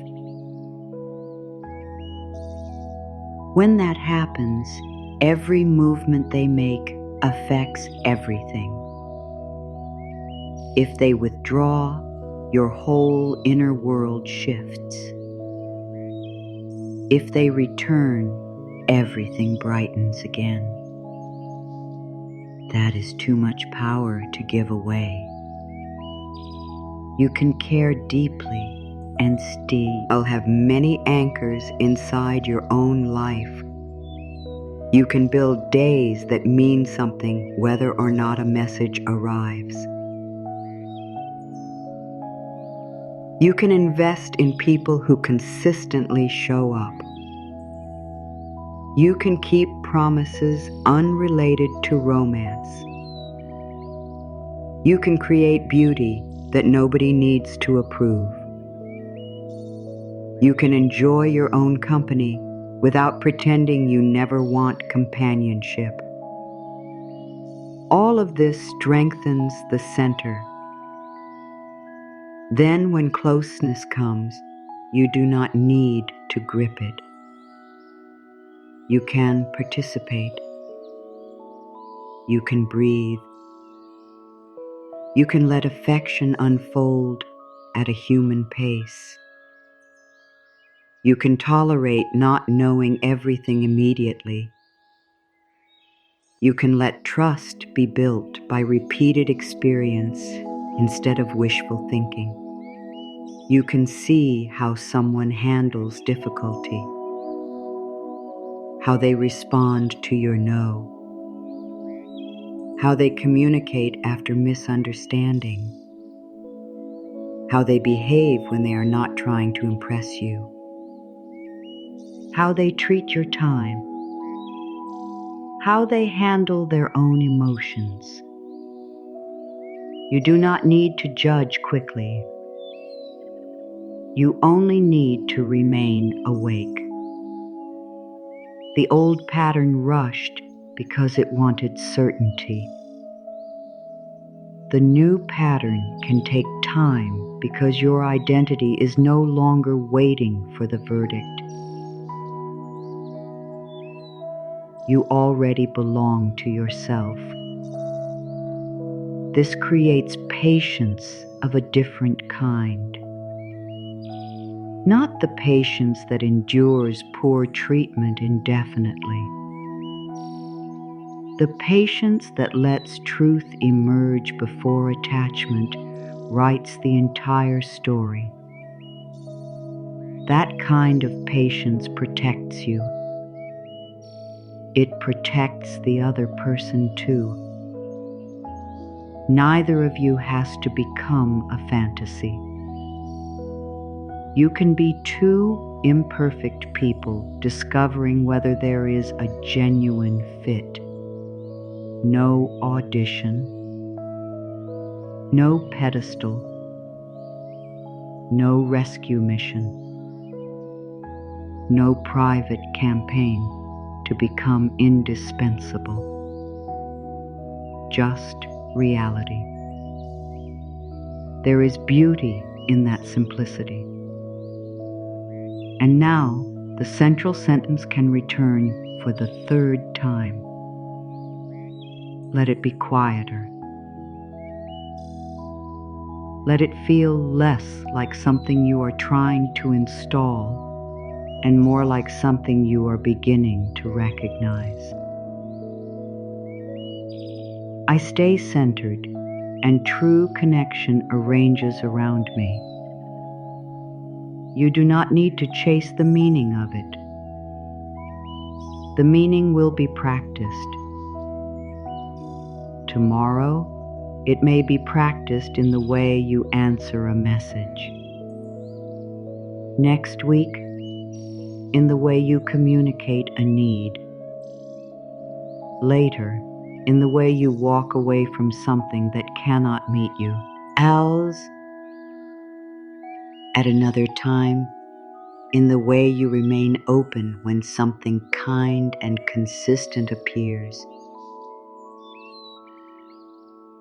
The sentence is not about controlling what comes. It is about refusing to lose yourself while discovering what comes. That is the shift. And it may change more than you can see tonight. Because once you stop running after every scattered piece, you begin to recognize the strength of a center that stays. The paper can be still. The filings can move. The pattern can reveal itself. You do not have to push each fragment into place. You can rest beneath the movement of your own life with more trust than before. There are choices that will become clearer because you are calmer. There are patterns you will recognize sooner because you are no longer arguing with what you see. There are conversations you will handle differently because fear is no longer writing every sentence. There are people you may understand more accurately because you have stopped making their behavior a referendum on you. This is the practical meaning of becoming centered. You return your attention to where you have influence. You release what you were never meant to manage. And slowly, what has been scattered begins finding order. For tonight, you do not need to complete the pattern. You only need to remain close to the center. The rest can reveal itself in its own time. A steady center eventually asks something practical of you. It asks you to live as though your inner truth matters. Not only when you are alone, not only when you are reflecting at night, not only when you feel strong. It asks you to carry that truth into the moments when another person's attention awakens old hunger. Into the moment when someone gives you just enough warmth to make you question what you already know. Into the moment when an apology sounds beautiful, but the pattern has not changed. Into the moment when you are tempted to accept less because the alternative feels empty. This is where self-respect becomes visible. A boundary is not a punishment. It is not a threat. It is not a way to frighten someone into behaving differently. It is not a secret test. A boundary is information about what you will participate in. A1.5, you can state it. You can live it. You can change it when new understanding comes. You do not need to weaponize it. You do not need to explain it until the other person agrees. You only need enough honesty to know when your own life is asking you to take yourself seriously. This can sound very ordinary. I need clearer communication than this. I am not comfortable with that. I need time to think. I do not want to continue in this way. I care about you, and this still does not work for me. I am looking for something more mutual. These are not declarations of superiority. They are acts of orientation. They place you back beneath the center of your own life. The filings do not arrange because the center shouts. They respond to a consistent field. Your choices create that consistency. You do not need to announce that you have changed. The pattern becomes visible. You stop agreeing to plans that repeatedly leave you feeling like an afterthought. You stop making yourself instantly available to someone who gives you attention only when it suits them. You stop pretending you are comfortable with uncertainty that has gone on too long. You stop translating absence into hidden devotion. You stop using understanding as a reason to ignore what something costs you. And you do this without hatred. That part matters. There is no need to harden yourself. There is no need to turn disappointment into contempt. You can understand that another person has limits and still refuse to organize your life around those limits. You can recognize their humanity while honoring your own. You can wish them well without giving them unlimited access. You can forgive and still decide not to return. You can feel compassion without reopening a pattern. This is mature care. It does not require self-sacrifice as proof. It does not require permanent availability. It does not ask you to remain where your nervous system is repeatedly pulled into fear. You are learning that kindness toward another person and loyalty to yourself can exist in the same decision. That is a powerful correction if you once believed that choosing yourself meant hurting someone else. Sometimes someone will be disappointed by your boundary. Sometimes they will call you distant.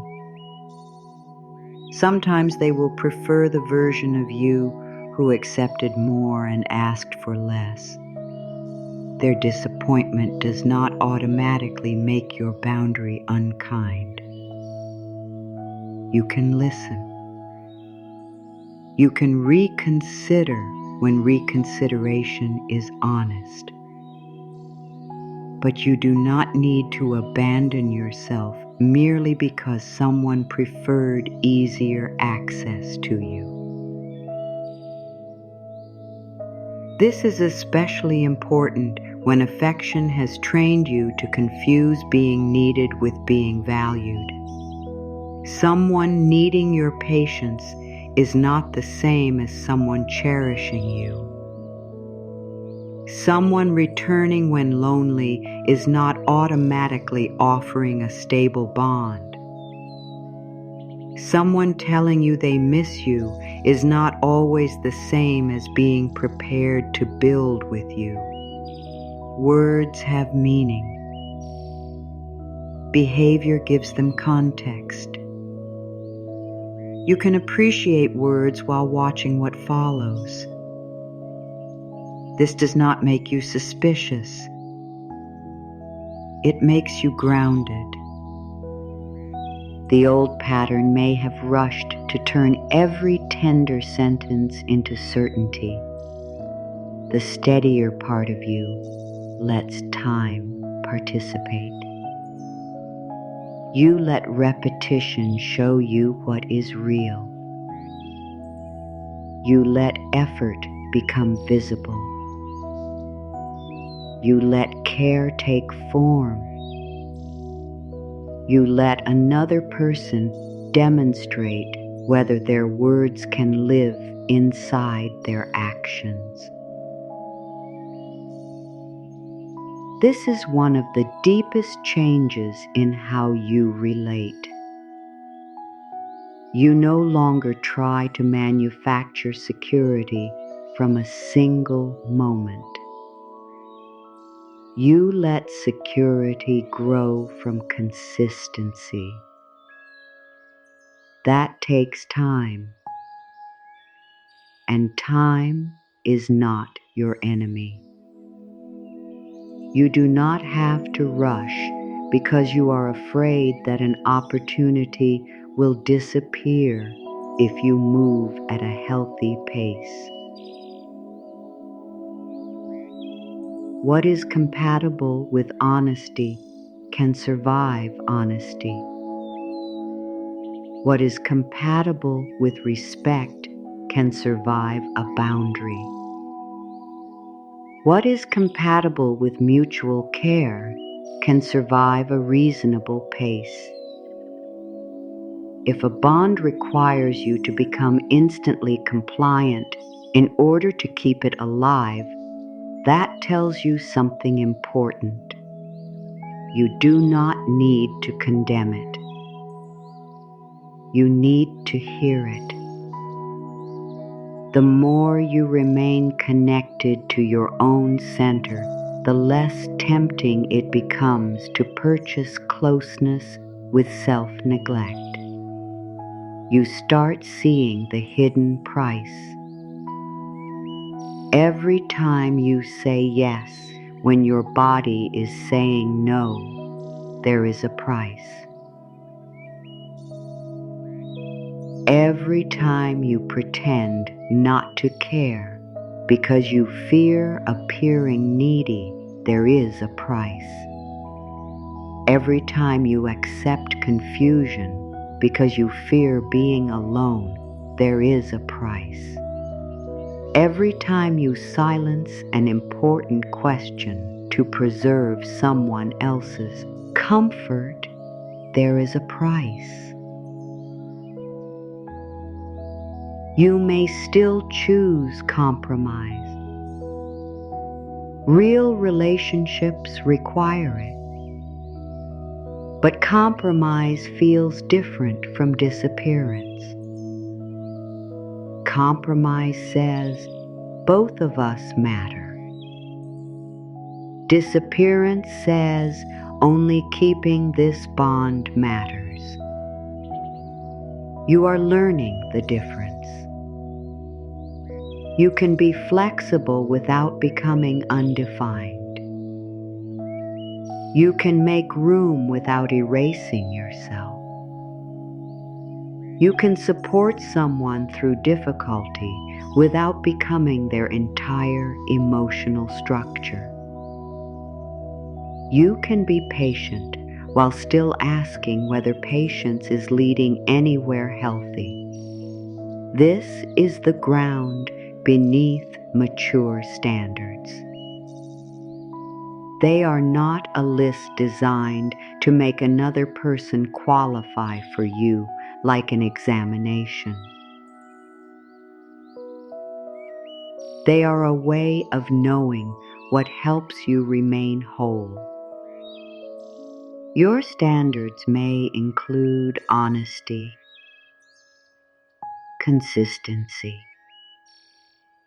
emotional responsibility, kindness during disagreement, respect for your time, the ability to repair after hurt, the freedom to be separate people, the willingness to speak plainly. And you do not need all of these things to appear perfectly from the first day. People are human. Connection develops. Trust grows. Misunderstandings happen. What matters is whether both people are participating in the process, whether both can listen, whether both can adjust, whether both can take responsibility, whether both can care about the effect they have. You are not looking for perfection. You are looking for reciprocity. That distinction protects you from two extremes. One extreme accepts almost anything in the name of compassion. The other rejects normal human imperfection in the name of self-protection. You do not need either extreme. You can be discerning and warm, clear and patient, open and observant. Your center does not need to become rigid in order to remain steady. The magnet beneath the paper is still, but the pattern above it has movement. That is a useful reminder. Your boundaries can have intelligence. Some situations need a firm no. Some need a conversation. Some need time. Some need distance. Some need curiosity. Some need an ending. You do not have to respond to every situation with the same rule. You only need to remain honest about what is happening inside you. There may be moments when you realize you have been protecting a limit so fiercely that nobody can come close. There may be moments when old hurt makes ordinary uncertainty feel dangerous. You can examine that too. Self-respect is not about always deciding that the other person is wrong. It is about becoming trustworthy enough to examine both your fear and the facts.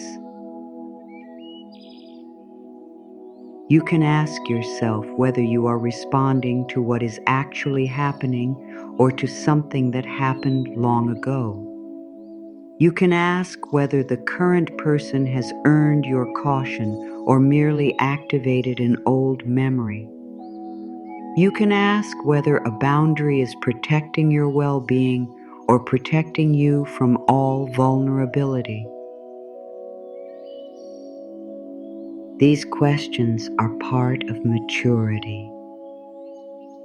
You do not need to fear them, because a grounded center can revise without collapsing.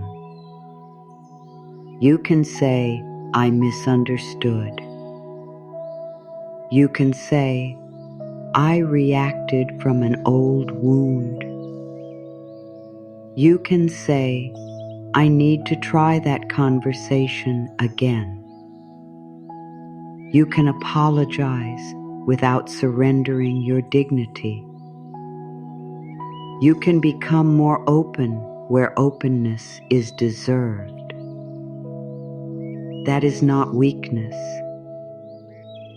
It is flexibility rooted in self-trust. The purpose of an inner center is not to make you unreachable. It is to make you more available for what is real. Real affection. Real repair. Real difference. Real tenderness. Real imperfection. Real choice. You do not need fantasy when reality is treated with care. And this is where receiving becomes important. Many people know how to give long before they know how to receive. Giving feels active. Giving gives you something to do. Receiving asks you to remain present while someone else contributes. That can feel strangely vulnerable. When someone offers kindness, you may want to repay it immediately. When someone makes an effort, you may feel pressure to match it with something bigger. When someone compliments you, you may deflect. When someone shows up consistently, you may search for the hidden reason. If you have learned that closeness must be earned, being cared for without overperforming can feel unfamiliar. You may even distrust what is easy. You may wonder where the catch is. You may feel more comfortable working for affection than resting inside mutual care. This is another place where the old pattern can hide. You may stop pursuing one person, but continue pursuing approval everywhere. You may become the most helpful person in every room,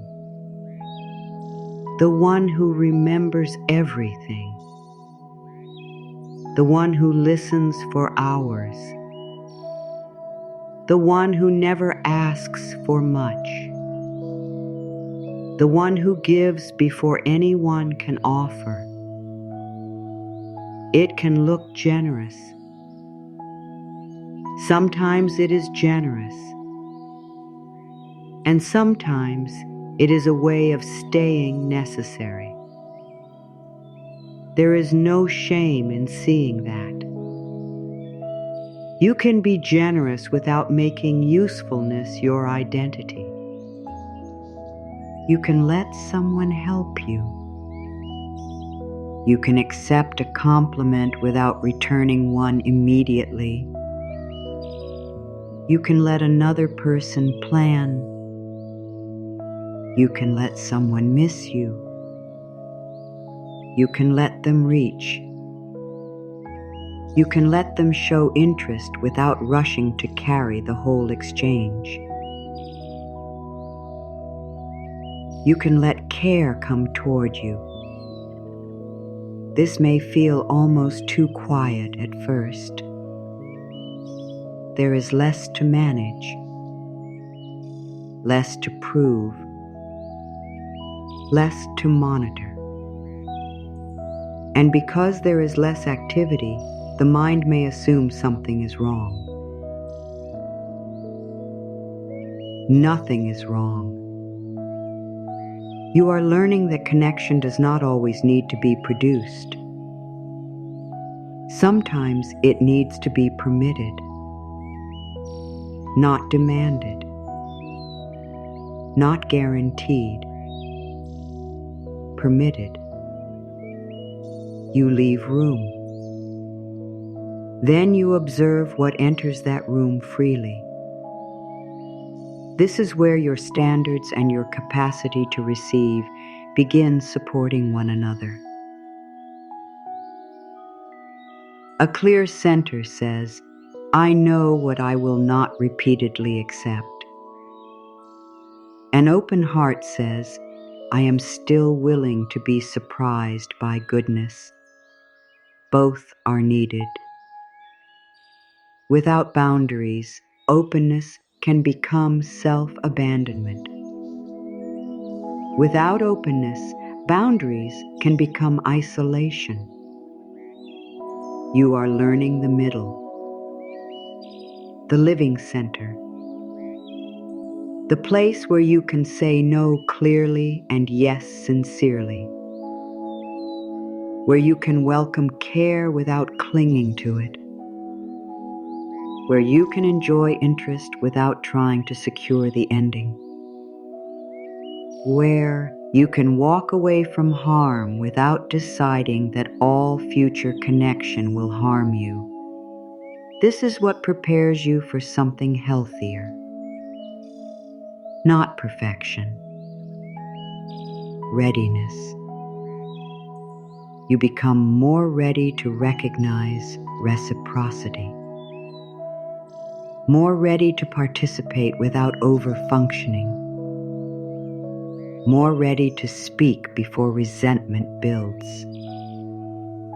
More ready to hear difficult truths. More ready to leave what cannot meet you. More ready to stay when something good asks for patience instead of panic. There is no promise here about one specific person.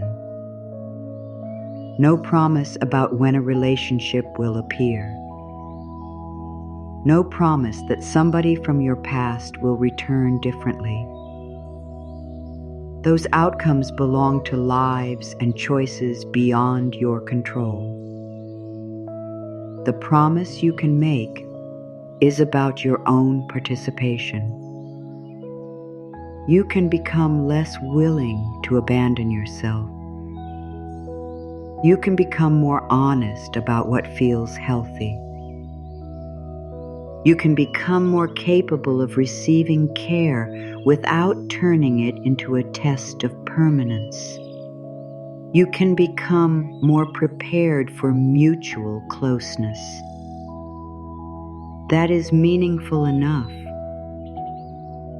And there is something else that belongs plainly in this conversation. Affirmations can support the way you speak to yourself.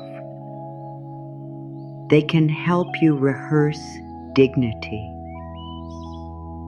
They can remind you of choices you want to practice. They are not a substitute for safety. If a connection is harming your body, frightening you, controlling you, isolating you, threatening you, or repeatedly damaging your spirit, you deserve real support and real help. You do not have to become spiritually stronger in order to tolerate harm. You do not have to think more positively to make unsafe behavior acceptable.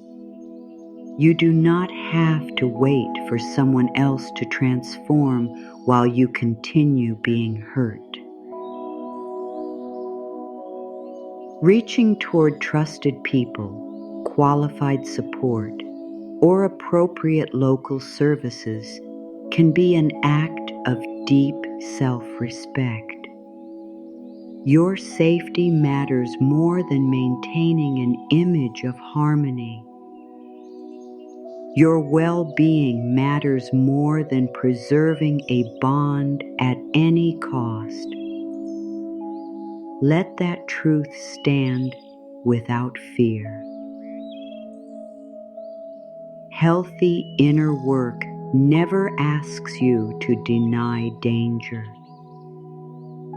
It helps you take yourself seriously. And for the ordinary hurts that are not dangerous but are still painful, the same principle remains. Take your experience seriously. You do not need to exaggerate it. You do not need to minimize it. You can name what is happening. 1.5 V's. You can decide what you need. Then you can act without cruelty toward yourself or anyone else. This creates a different kind of confidence. Quiet, measured, less interested in proving. You become easier to trust because you trust yourself enough to be clear. You say yes when you mean yes. No when you mean no. I do not know when you do not know.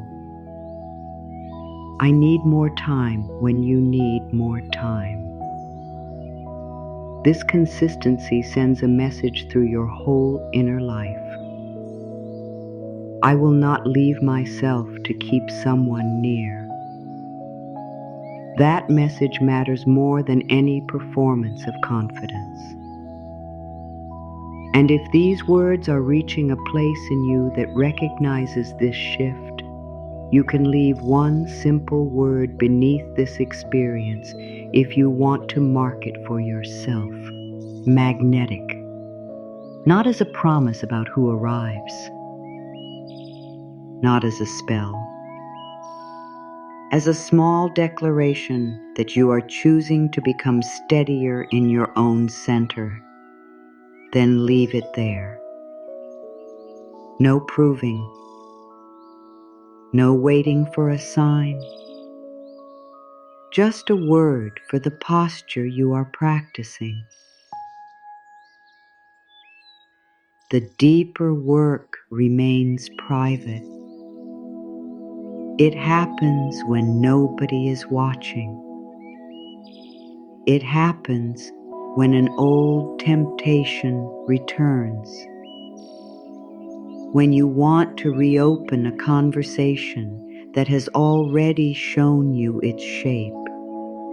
When you want to explain yourself for the 5th time. When loneliness tries to negotiate away something you decided from clarity. Those are the moments when the center matters. You do not need a dramatic speech.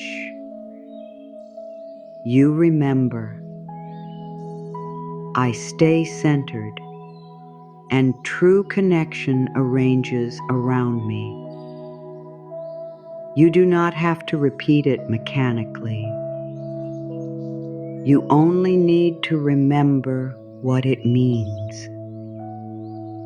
I do not run after every scattered piece. I do not leave my place each time something shifts. I let behavior become visible. I let time speak. I let mutual effort reveal itself. I let myself receive what arrives with care. This is not inactivity. It is selective action. You still move when movement is honest. You still speak when speech is needed. You still initiate when initiation feels natural. You still repair when repair is mutual. You are not trying to become passive. You are becoming less co-impulsive. There is a difference. One comes from fear. The other comes from choice. Fear says act now or lose everything. Choice says I can respond when I know what is true for me. Fear says take whatever is offered. Choice says I can appreciate an offer and still decide whether it fits. Fear says be grateful that anyone wants you. Choice says mutual respect matters too. Fear says do not risk disappointing them. Choice says my own disappointment deserves consideration as well. This is how your inner direction becomes clearer. It stops pointing toward approval. It begins pointing toward congruence, toward the place where your outer decisions match your inner knowledge. You may lose some situations when you live this way. That is possible. You may also discover that what remains becomes easier to understand. Because when you stop providing all the momentum, you can see whether there is movement from the other side. When you stop accepting every arrangement, you can see who is willing to meet you differently. When you stop hiding your needs, you can see who has room for the real you. This is useful truth, even when it hurts. Especially when it saves you from spending years in a place that depends on your silence. You are not asking for every person to rearrange around you. You are allowing your own life to arrange around what you know matters: your sleep, your peace, your time, your voice, your safety, your integrity, your capacity for closeness. These belong near the center, not at the edge, not waiting until everyone else is satisfied. Near the center. And once they are there, your decisions become simpler. Not always easy. Simpler. You can feel when something requires too much distortion. You can sense when you are starting to scatter again. You notice yourself preparing another long explanation. You feel yourself making exceptions out of fear. You hear yourself saying, "It is fine," when it is not. That awareness becomes a signal. Return. Not to a rigid rule, to yourself. Return to what you know. Return to the question that has become more important than, will they choose me? Can I remain myself here? If the answer is yes, there may be room to continue.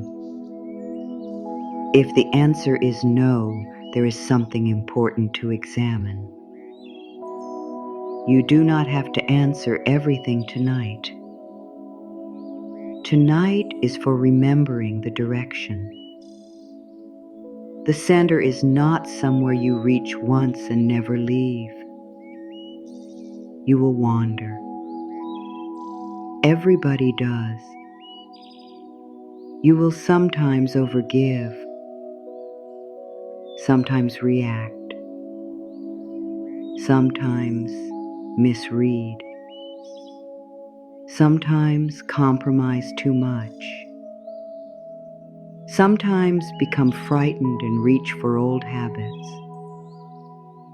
The practice is not perfection. The practice is return. You recognize that you have scattered yourself. Then you come back. No punishment. No shame. You come back. You remember that your life does not become more valuable when somebody desires access to it. It is already a life, already deserving of care, already carrying history, possibility, intelligence, tenderness, and choice. Your value is not waiting at the end of another person's decision. That is why you can rest more deeply. You are not waiting for an external verdict before you are permitted to belong to yourself. You belong now. And from that belonging, you can meet what comes next with clearer eyes. Some things may move closer. Some may move away. Some may remain uncertain for a while. You do not have to run around the paper trying to command each filing. You can remain beneath the center,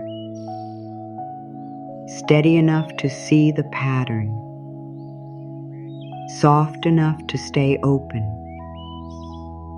clear enough to leave what repeatedly asks you to disappear, ready enough to welcome what can meet you without requiring pursuit. This is how standards become restful. They stop feeling like walls. They become orientation. They tell you where home is. And tonight, you are finding that direction again.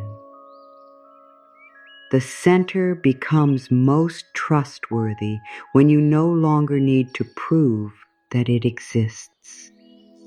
You begin to feel it in ordinary moments. In the way you put the phone down without checking again. In the way you let a conversation end when there is nothing honest left to add. In the way you keep your evening instead of handing it over to speculation.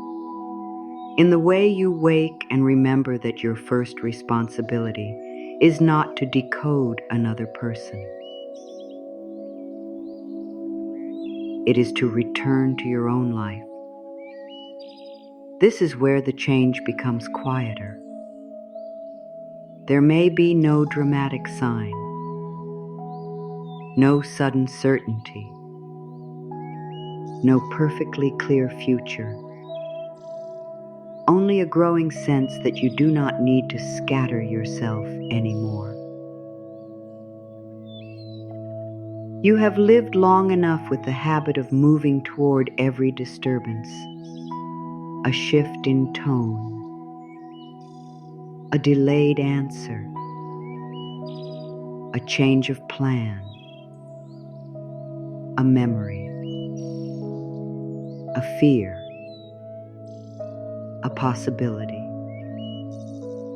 Each one used to call a different part of you away from yourself. Now you are learning to let a feeling move without becoming its servant. You can feel desire and remain where you are. You can feel disappointment and remain where you are. You can feel the ache of not knowing and remain where you are. This does not mean becoming frozen. It means your movement becomes chosen. You act because something is true, not because fear is shouting the loudest. The distinction may seem small, but it changes the whole shape of a life. When fear leads, every open question becomes an emergency. When self-trust leads, an open question can remain open for a while. You do not have to force an answer out of silence. You do not have to create certainty before certainty exists. You do not have to turn every emotional discomfort into a task. Some things are meant to be observed. Some are meant to be spoken about once, clearly. Some are meant to be given time. Some are meant to be released. The wisdom is in learning which is which. And that wisdom grows when you are no longer rushing. Think again of the paper.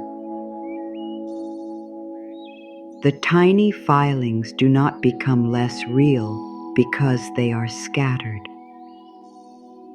Their disorder does not make them worthless pieces of metal. They are simply unarranged. Then the center becomes present beneath them. The pieces begin to turn. They do not become different substances. They do not have to become prettier. 1.5 size. They do not have to compete. They orient. This is what you are doing with the parts of your life that once seemed divided. The part of you that wants closeness does not need to fight the part that wants protection. They can speak to one another. The part that longs for companionship does not need to shame the part that fears disappointment. They can sit in the same inner room. The part that remembers being hurt does not have to control every future choice. It can be heard without becoming the ruler. Your inner life does not need one voice to destroy all the others. It needs a trustworthy center around which the voices can take their proper place. You can want connection. You can have caution. You can carry hope. You can use discernment. You can feel lonely. You can still refuse what diminishes you. You can miss someone. You can still know that returning would reopen the same wound. This is order. Not the absence of feeling. The right relationship between feeling and choice. For a long time, longing may have held the highest position. If you longed strongly enough, everything else became negotiable. Your sleep, your plans, your boundaries, your confidence, your judgment. The intensity of wanting made the situation feel important enough to justify almost anything. Now you are changing the order. Longing gets a voice. It does not get the throne. Fear gets a voice. It does not get the throne. Hope gets a voice. It does not get the throne. The center belongs to truth. What is actually happening? How you are actually being treated? What your body has been telling you? What repeated experience has shown? What you know you need in order to remain yourself? This kind of inner organization creates a calm that cannot be faked. You may still have emotional days. You may still reach for the old pattern sometimes. There is no need to turn one difficult evening into proof that nothing has changed. The filings may be disturbed. The pattern can form again. Your center is not destroyed because you had a hard moment. Time 1.5s. You do not need to become flawless in order to trust yourself. You only need to become someone who returns. That return can happen 100 quiet ways. You stop composing the message in your head. You return to the book beside you. You feel the urge to check. You put the phone farther away. You remember an old conversation. You acknowledge the sadness and continue with your day. You hear from someone who once confused you. You take time before responding. You feel chemistry with someone new. You let curiosity exist without handing them your entire future.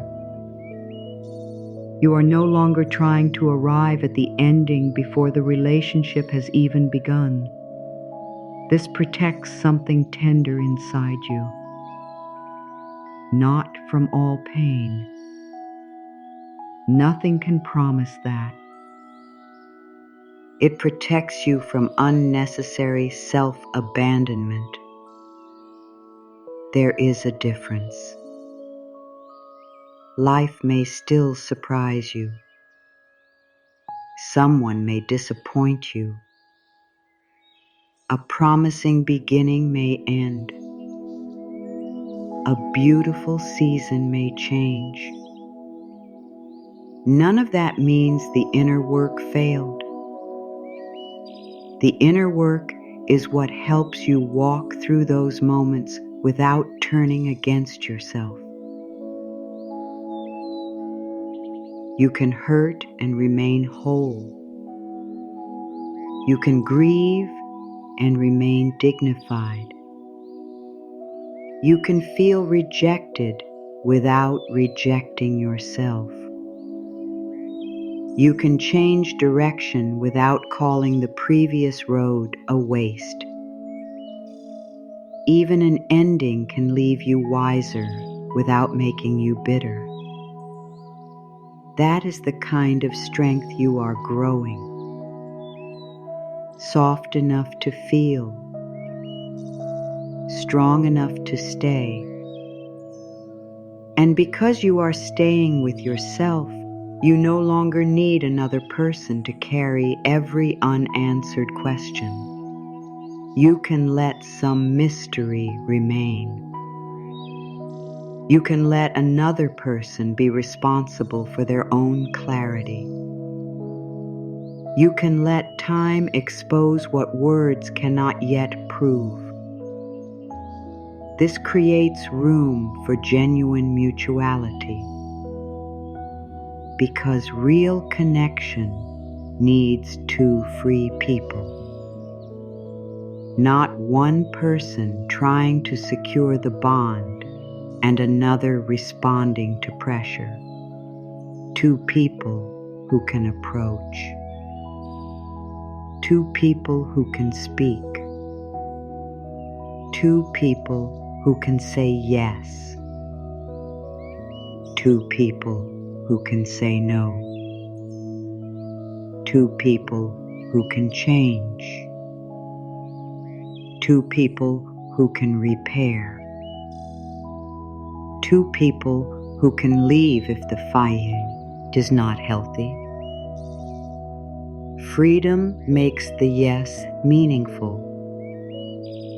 Without freedom, closeness becomes obligation. You are not trying to become so desirable that another person loses the ability to choose. You are learning to value a choice that is given freely. This is important.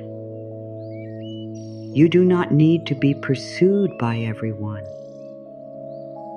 You do not need universal admiration. You do not need to become the person nobody can forget. Those fantasies may feel powerful for a moment, especially after rejection, but they still place your attention outside yourself. They still ask the world to confirm you. Your freedom is quieter. You know who you are, even when one person does not stay. You know what you bring, even when someone cannot receive it. You know your tenderness has meaning, even when it lands in the wrong place. You know your presence has value, even when it is not chosen by a particular person. That kind of knowing does not need applause. It becomes a private foundation. And from that foundation, the way you choose begins changing. You become less impressed by intensity that cannot sustain itself, less impressed by charm without accountability, less impressed by beautiful words that never become dependable behavior. You begin valuing steadiness, curiosity, kindness, humor, integrity, the capacity to listen, the ability to say, "I was wrong," the willingness to repair, the freedom to be honest. These qualities may look quieter from the outside. Inside a life, they are enormous. They create room to breathe. They make ordinary days more peaceful. They reduce the need for constant interpretation. They let affection become something you live instead of something you repeatedly question. You may begin to understand why you once overlooked these qualities. If your nervous system learned to associate uncertainty with attraction, steadiness may not have created the same rush. The old pattern wanted the spike, the weight, the relief, the return, the cycle. But a life cannot rest inside a spike. A nervous system cannot live forever on suspense. Eventually, the body asks for a different rhythm. A rhythm where you are not constantly preparing for loss. A rhythm where communication does not feel like an exam. A rhythm where you are not afraid that one honest need will destroy everything.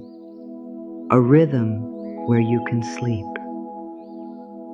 This is why tonight matters. Not because sleep itself will solve your relationships, because rest is a rehearsal for not controlling everything. You close your eyes without knowing exactly what tomorrow brings. You release awareness for a while.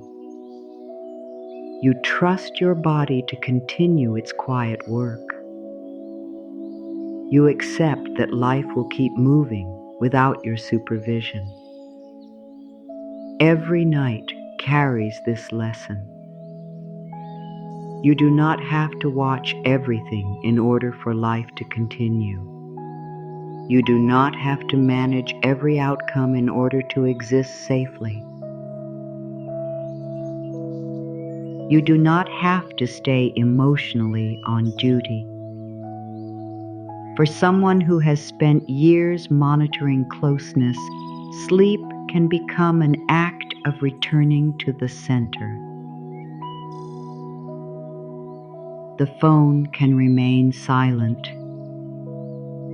The unanswered question can remain unanswered. The future can remain unwritten, and you can still rest. This does not make you careless. It makes you human. You were not built to supervise every possibility. You were not built to hold every conversation in your head all night. You were not built to predict another person's next move before you are permitted to relax. You can put the pieces down. You can let the paper be still. You can trust that what is true will not require endless manipulation to become visible. If someone wants to speak, they can speak. If someone wants to make an effort, they can make an effort. If a conversation needs to happen, tomorrow will still have words. You do not need to stand guard over the future. You can return to your own body now, to the simple fact that you are here, breathing, resting, existing without audition. The center is not an idea anymore. It is the place you return to when the mind begins scattering. There is also a quieter way to recognize whether you are returning to yourself. You begin to stop treating ordinary kindness as something you must immediately secure. Someone enjoys your company. I am fives. You let that be true for today. Someone speaks warmly. You receive the warmth without rushing to ask what it means for the rest of your life. Someone makes a plan and follows through. You appreciate the reliability without turning one good experience into a lifelong promise. This is emotional proportion. It lets each moment be the size that it actually is. Fear often enlarges everything. One delayed reply becomes abandonment. One affectionate evening becomes a future.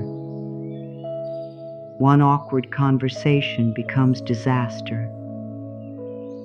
One compliment becomes proof. One disappointment becomes destiny. Proportion brings you back. A good moment can be good. A difficult moment can be difficult. Neither has to become the whole story. This may sound simple, but it can transform the way you move through closeness. When you stop forcing each moment to answer every future question, you become more present. You hear what someone is actually saying. You pay attention to how you actually feel. You stop looking through the person in front of you toward the ending you hope to create. You begin meeting what is here. This is where receiving becomes less frightening. You can take in kindness without immediately earning it back. You can let someone make an effort without rushing to prove that you deserve the effort. You can be delighted without becoming dependent. You can feel cared for without asking the moment to guarantee that care forever. There is humility in this. Human beings cannot promise certainty in every season. What they can offer is sincerity, responsibility, and repeated choice. What you can offer is the same. You do not need to become perfect enough to make another person incapable of changing. You only need enough inner trust to know that if change comes, you will meet it honestly. That knowledge gives the present more air. It means you can enjoy what is good without gripping it. You can appreciate someone without making them responsible for your identity. You can become close without handing over the keys to your entire inner world. This balance is not distant. It is intimate in a more truthful way. Because when you are not using another person to escape yourself, you can actually see them, their strengths. Break time 1.5s, their limits, their tenderness, their rough edges, their humanity. You stop needing them to become a symbol of rescue. They can be a person, and you can be a person too. That is where real meeting becomes possible. Two people do not need to complete one another in order to share something meaningful. They need enough inner ground to bring themselves into the relationship. You bring your voice.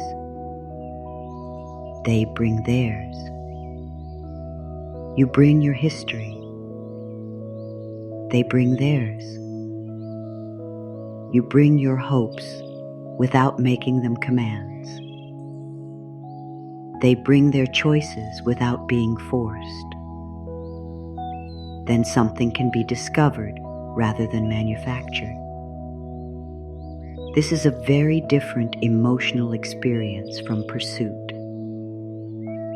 Pursuit tries to get ahead of reality. Grounded connection stays close enough to reality to learn from it. It does not need to know the ending on the first page. It does not need to turn every uncertainty into danger. It can move one honest step at a time. And if the road changes, you can change with it without losing your center. There is dignity in not demanding guarantees life cannot give. There is also dignity in expecting behavior that makes trust reasonable. Those two truths belong together. You do not ask another person to promise the impossible. You do ask that their actions give you something real to stand on. Then you watch, not anxiously, attentively. You see whether care has continuity, whether communication becomes more honest, whether conflict becomes a place for repair rather than punishment, whether you can remain yourself as closeness deepens. This is not an exam they must pass. It is life revealing compatibility. You are allowed to pay attention. You are allowed to learn. You are allowed to change your mind when the pattern becomes clearer.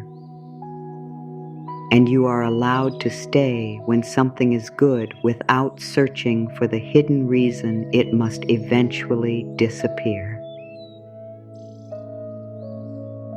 That may be its own form of courage. Some people become so accustomed to anticipating loss that they leave emotionally before anything has happened. They protect themselves by never fully arriving. You do not need to repeat that pattern either.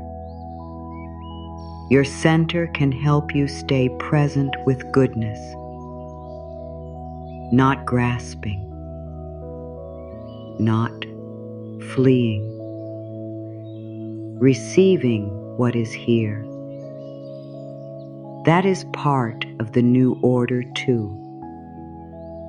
The deepest shift is often the one that makes the least noise.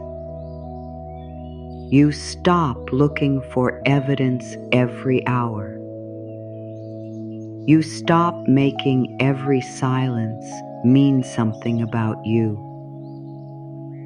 You stop turning uncertainty into a private emergency. Nothing dramatic needs to happen for this to be real. You may simply find that the old urge arrives and does not carry the same authority. You feel it. You recognize it. You let it pass through without building your whole evening around it. This is how inner order becomes lived experience. Not through one perfect decision, through many small returns. You come back to what is in front of you, the room you are in,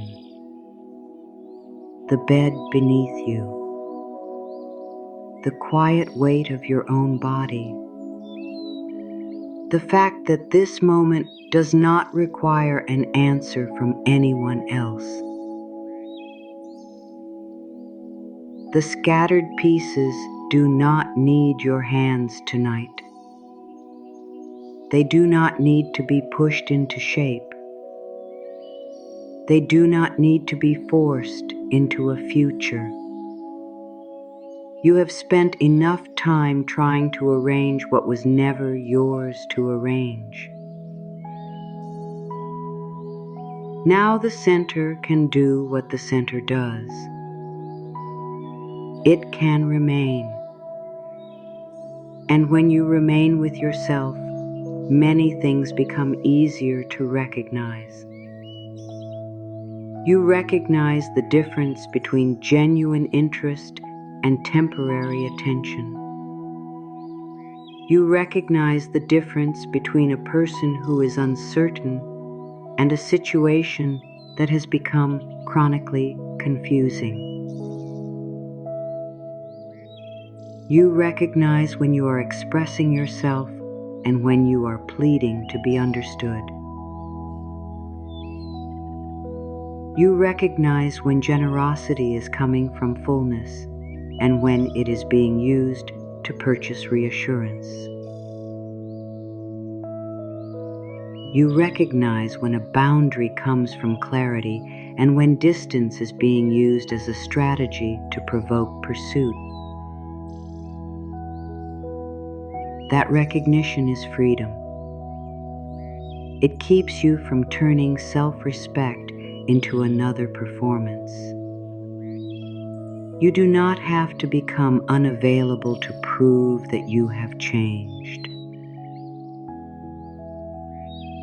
You do not have to act colder than you feel. You do not have to pretend you are indifferent when you are tender.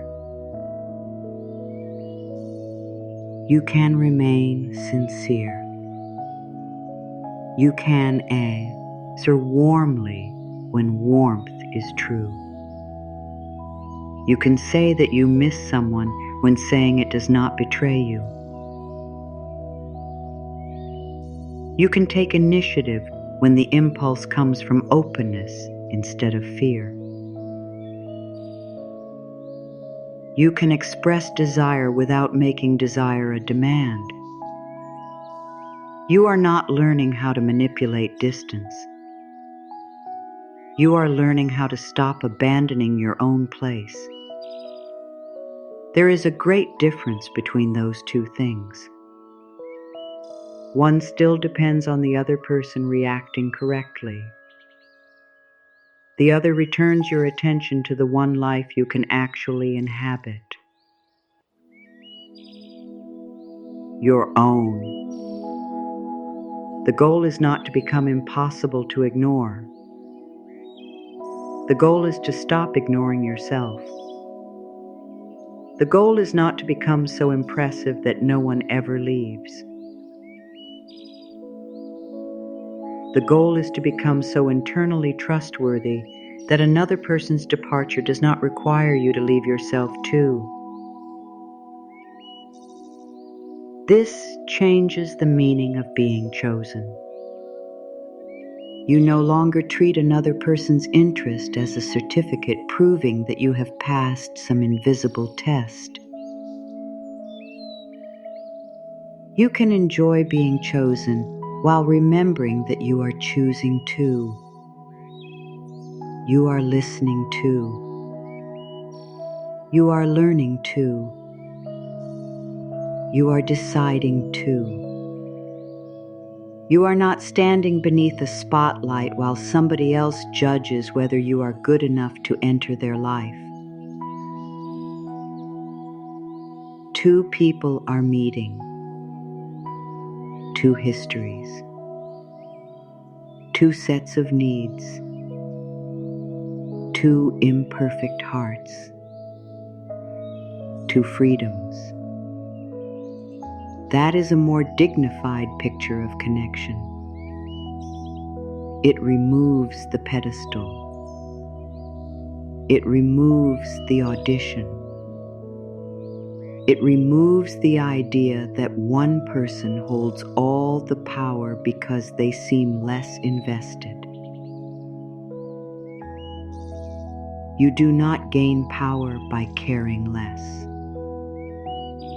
You gain ground by remaining connected to yourself while you care. That is the posture that can follow you into tomorrow. If someone speaks clearly, you can meet clarity. If someone is uncertain, you can leave room for them to understand themselves without making their uncertainty your full-time occupation. If someone steps away, you can feel what you feel without turning your grief into self-condemnation.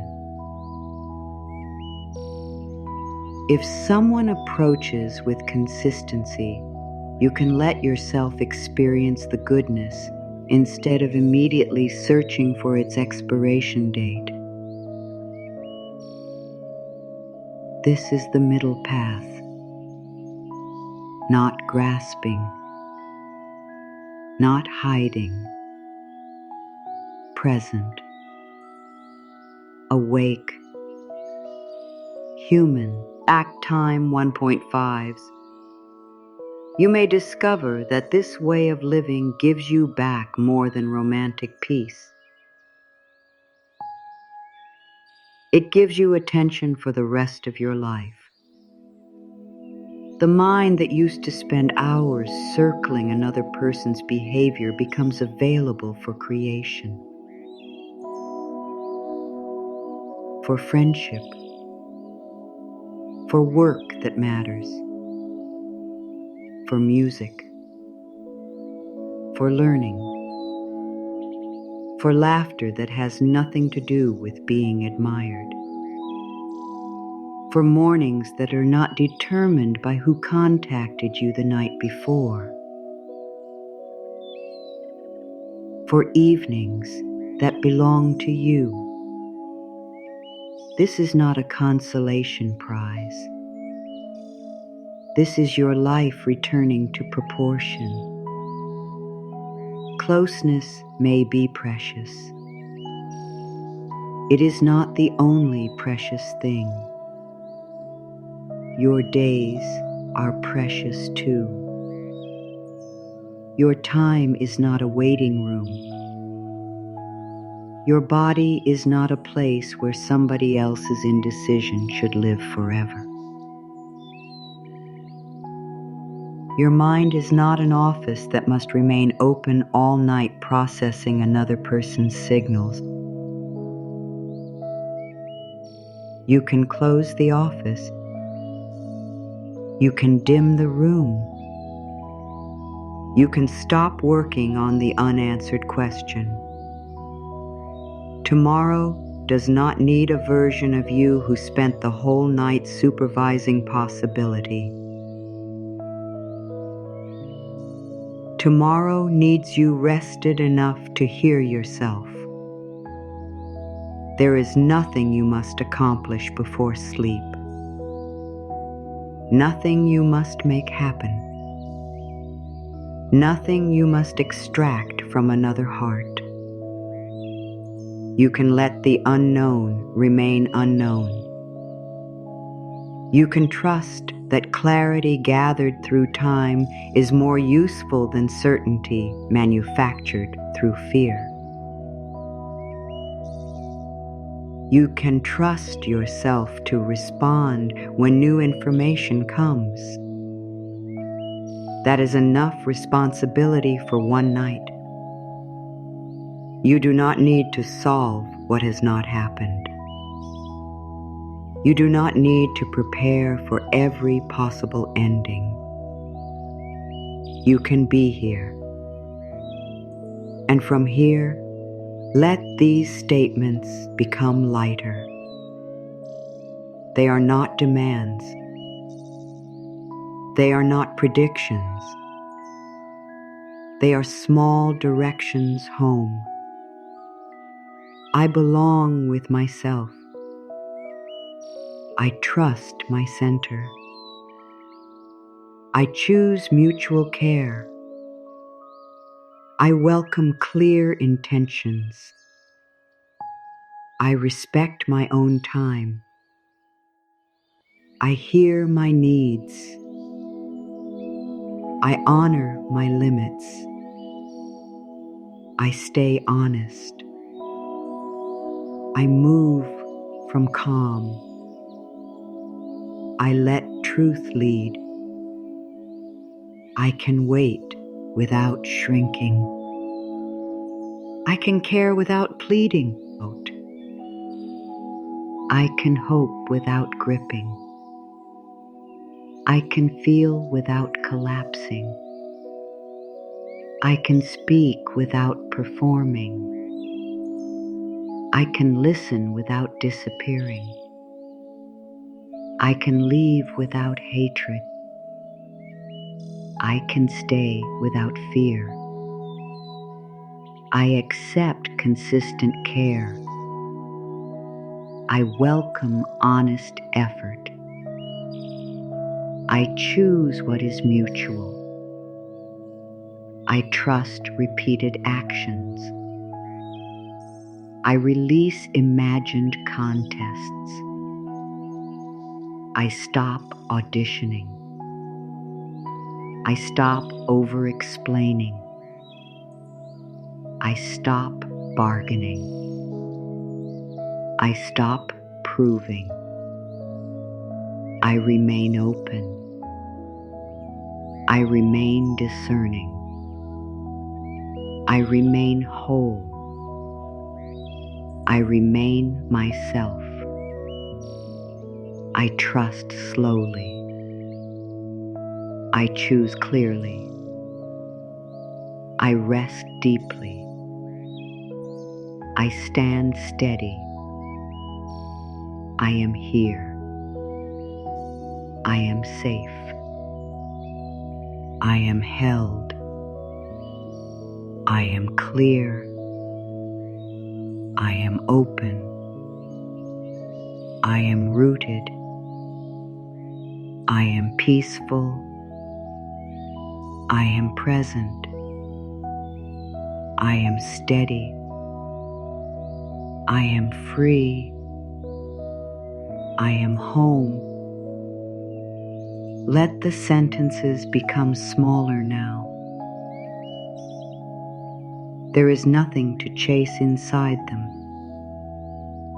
nothing to force, only a quieter relationship with yourself. Let your forehead loosen. Release the conversation. Let your eyes rest.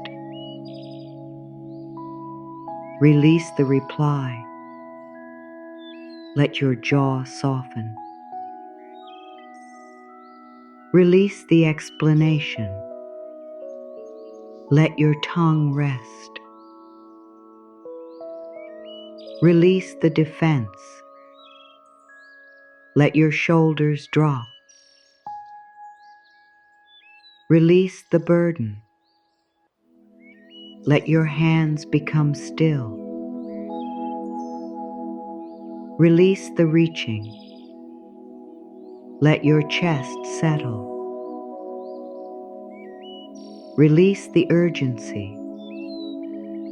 Let your belly soften. Release the bracing. Let your back be supported. Release the vigilance. Let your legs grow heavy. Release the running. Let your feet be quiet. Release the searching. The day no longer needs anything from you.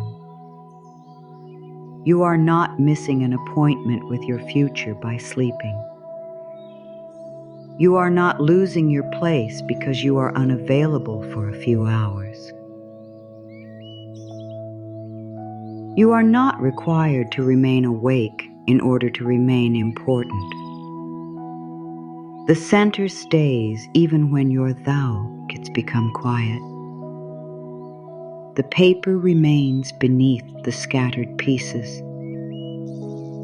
No hand is needed. No adjustment is needed. No private argument is needed. You can let the pattern be unfinished. An unfinished pattern is not a failed pattern. It is only something still revealing itself. Your life has room to reveal itself too. You do not need tomorrow's answer tonight. You do not need next month's certainty tonight. You do not need to know whose path will cross yours, who will remain, who will change, or which connection will become important. You only need the quiet knowledge that you do not have to lose yourself while any of it unfolds. That is enough ground beneath you. You have spent many years learning how quickly attention can be given away. Now you are learning how sacred attention becomes when it returns home. You can feel the difference. The mind has fewer places to run. The heart has less to prove. The body does not have to prepare for every possible disappointment. This is not emptiness. It is space without panic. And space can become restful when you stop treating it as evidence that something is missing.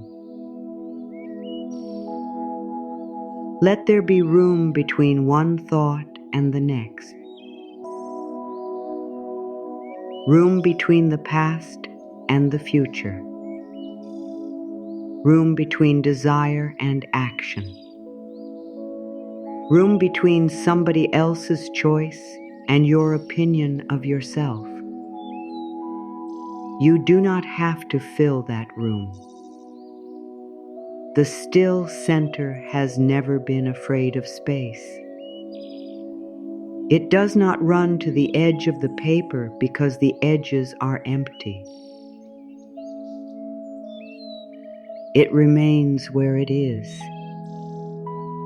The pieces find their orientation from there. You can remain too. If an old memory enters, let it be a memory. If a face appears in your mind, let it pass through without becoming a command. If you remember something you wish you had said, tomorrow does not require you to correct the past. If you imagine a future conversation, you can leave the words unfinished. Your sleeping mind does not need another rehearsal. It needs less work, less effort, less interpretation. Let the need to know loosen. Let the need to be understood loosen. Let the need to be chosen immediately loosen. Let the need to prove your softness loosen. Let the need to prove your strength loosen. You do not have to prove either one. You can be soft without surrendering yourself. You can be strong without closing your heart. These two qualities can rest together. You can care and still sleep. You can wonder and still sleep. You can have an unanswered message somewhere in the world and still sleep. You can have an uncertain future and still sleep. You can have a tender heart and still sleep. Rest does not mean you stopped caring. It means you stopped asking your body to carry the whole future at once. You can put tomorrow back where it belongs. Tomorrow. You can put the next conversation back where it belongs. Later. You can put another person's decision back where it belongs. With them. And you can bring yourself back where you belong. Here. The center grows quiet. The scattered pieces grow quiet around it. There is nothing to arrange with your hands, nothing to rehearse, nothing to chase down the hallway of thought. Your breathing can become ordinary. Your face can become soft. Your hands can stop holding the invisible weight of possibility. The questions can lie down unfinished. Your standards do not disappear while you sleep. Your discernment does not disappear. Your dignity does not disappear. You do not need to guard them every minute. What you have learned can remain with you without active effort. The morning can meet a version of you who has rested beside your own truth. There is strength in that. Quiet strength. The kind that does not need an audience. The kind that does not need someone from the past to witness your change. The kind that does not need applause from the future. It is yours because you practiced returning. Again and again, you returned from the edge to the center, from speculation to what is real, from another person's silence to your own voice, from imagined competition to your own path, from fear of being left to the promise that will remain with yourself. You can keep that promise without saying another word tonight. You can keep it by resting, by no longer working on what cannot be completed in this moment, by letting your life be larger than one unanswered question, by letting your heart be tender without putting it on trial, by letting the future approach at its own pace. No one has to be made wrong. No one has to be defeated. No one has to regret anything. There is only your decision to stop living at the mercy of every scattered signal. There is only the center becoming more familiar. There is only the quiet dignity of staying. Let that dignity become heavy in the best way. Heavy enough to settle the shoulders. Heavy enough to slow the thoughts. Heavy enough to remind the body that it does not need to run. The paper is still. The center is still. Nothing is being pursued. Nothing is being pulled by force. The shape that belongs can emerge without your exhaustion. You can trust the night with what has not been decided. You can trust tomorrow with what belongs to tomorrow. You can trust yourself with whatever truth eventually appears. For now, the only movement needed is downward into rest, deeper into the bed,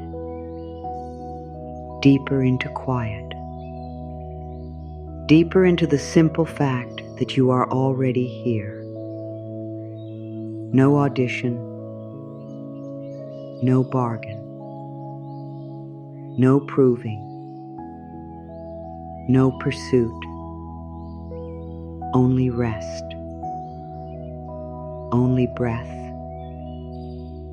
only this moment. Let the old urgency grow distant. Let the unfinished conversation grow distant. Let the imagined future grow distant. Let the room around you become more important than the story in your head. Let the weight beneath you carry what you do not need to carry consciously anymore. You can stop supervising.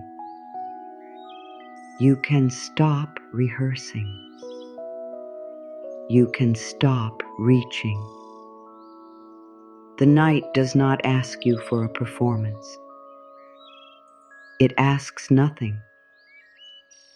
And in that absence of demand, your whole inner world can settle into a simpler shape. A shape organized around truth. A shape that does not bend to ward every passing signal. A shape that leaves room for what is mutual and releases what requires self-abandonment. A shape that can hold longing without becoming ruled by it. A shape that can welcome closeness without running after it. A shape that belongs to you. Let yourself sleep inside that shape. No need to improve it. No need to explain it. No need to make anyone see it. The stillness knows. Your body knows enough for tonight. Your life can continue arranging itself through choices you have not made yet, conversations that have not happened yet, and truths that have not become visible yet. You do not need to rush ahead and meet them. They can come in their time. You can meet them from here, from a steadier place, from a quieter mind, from a heart that no longer confuses pursuit with devotion, from a life that has begun turning around its own honest center. I stand still while what fits aligns. You no longer chase. You attract. Sleep where your own center remembers you.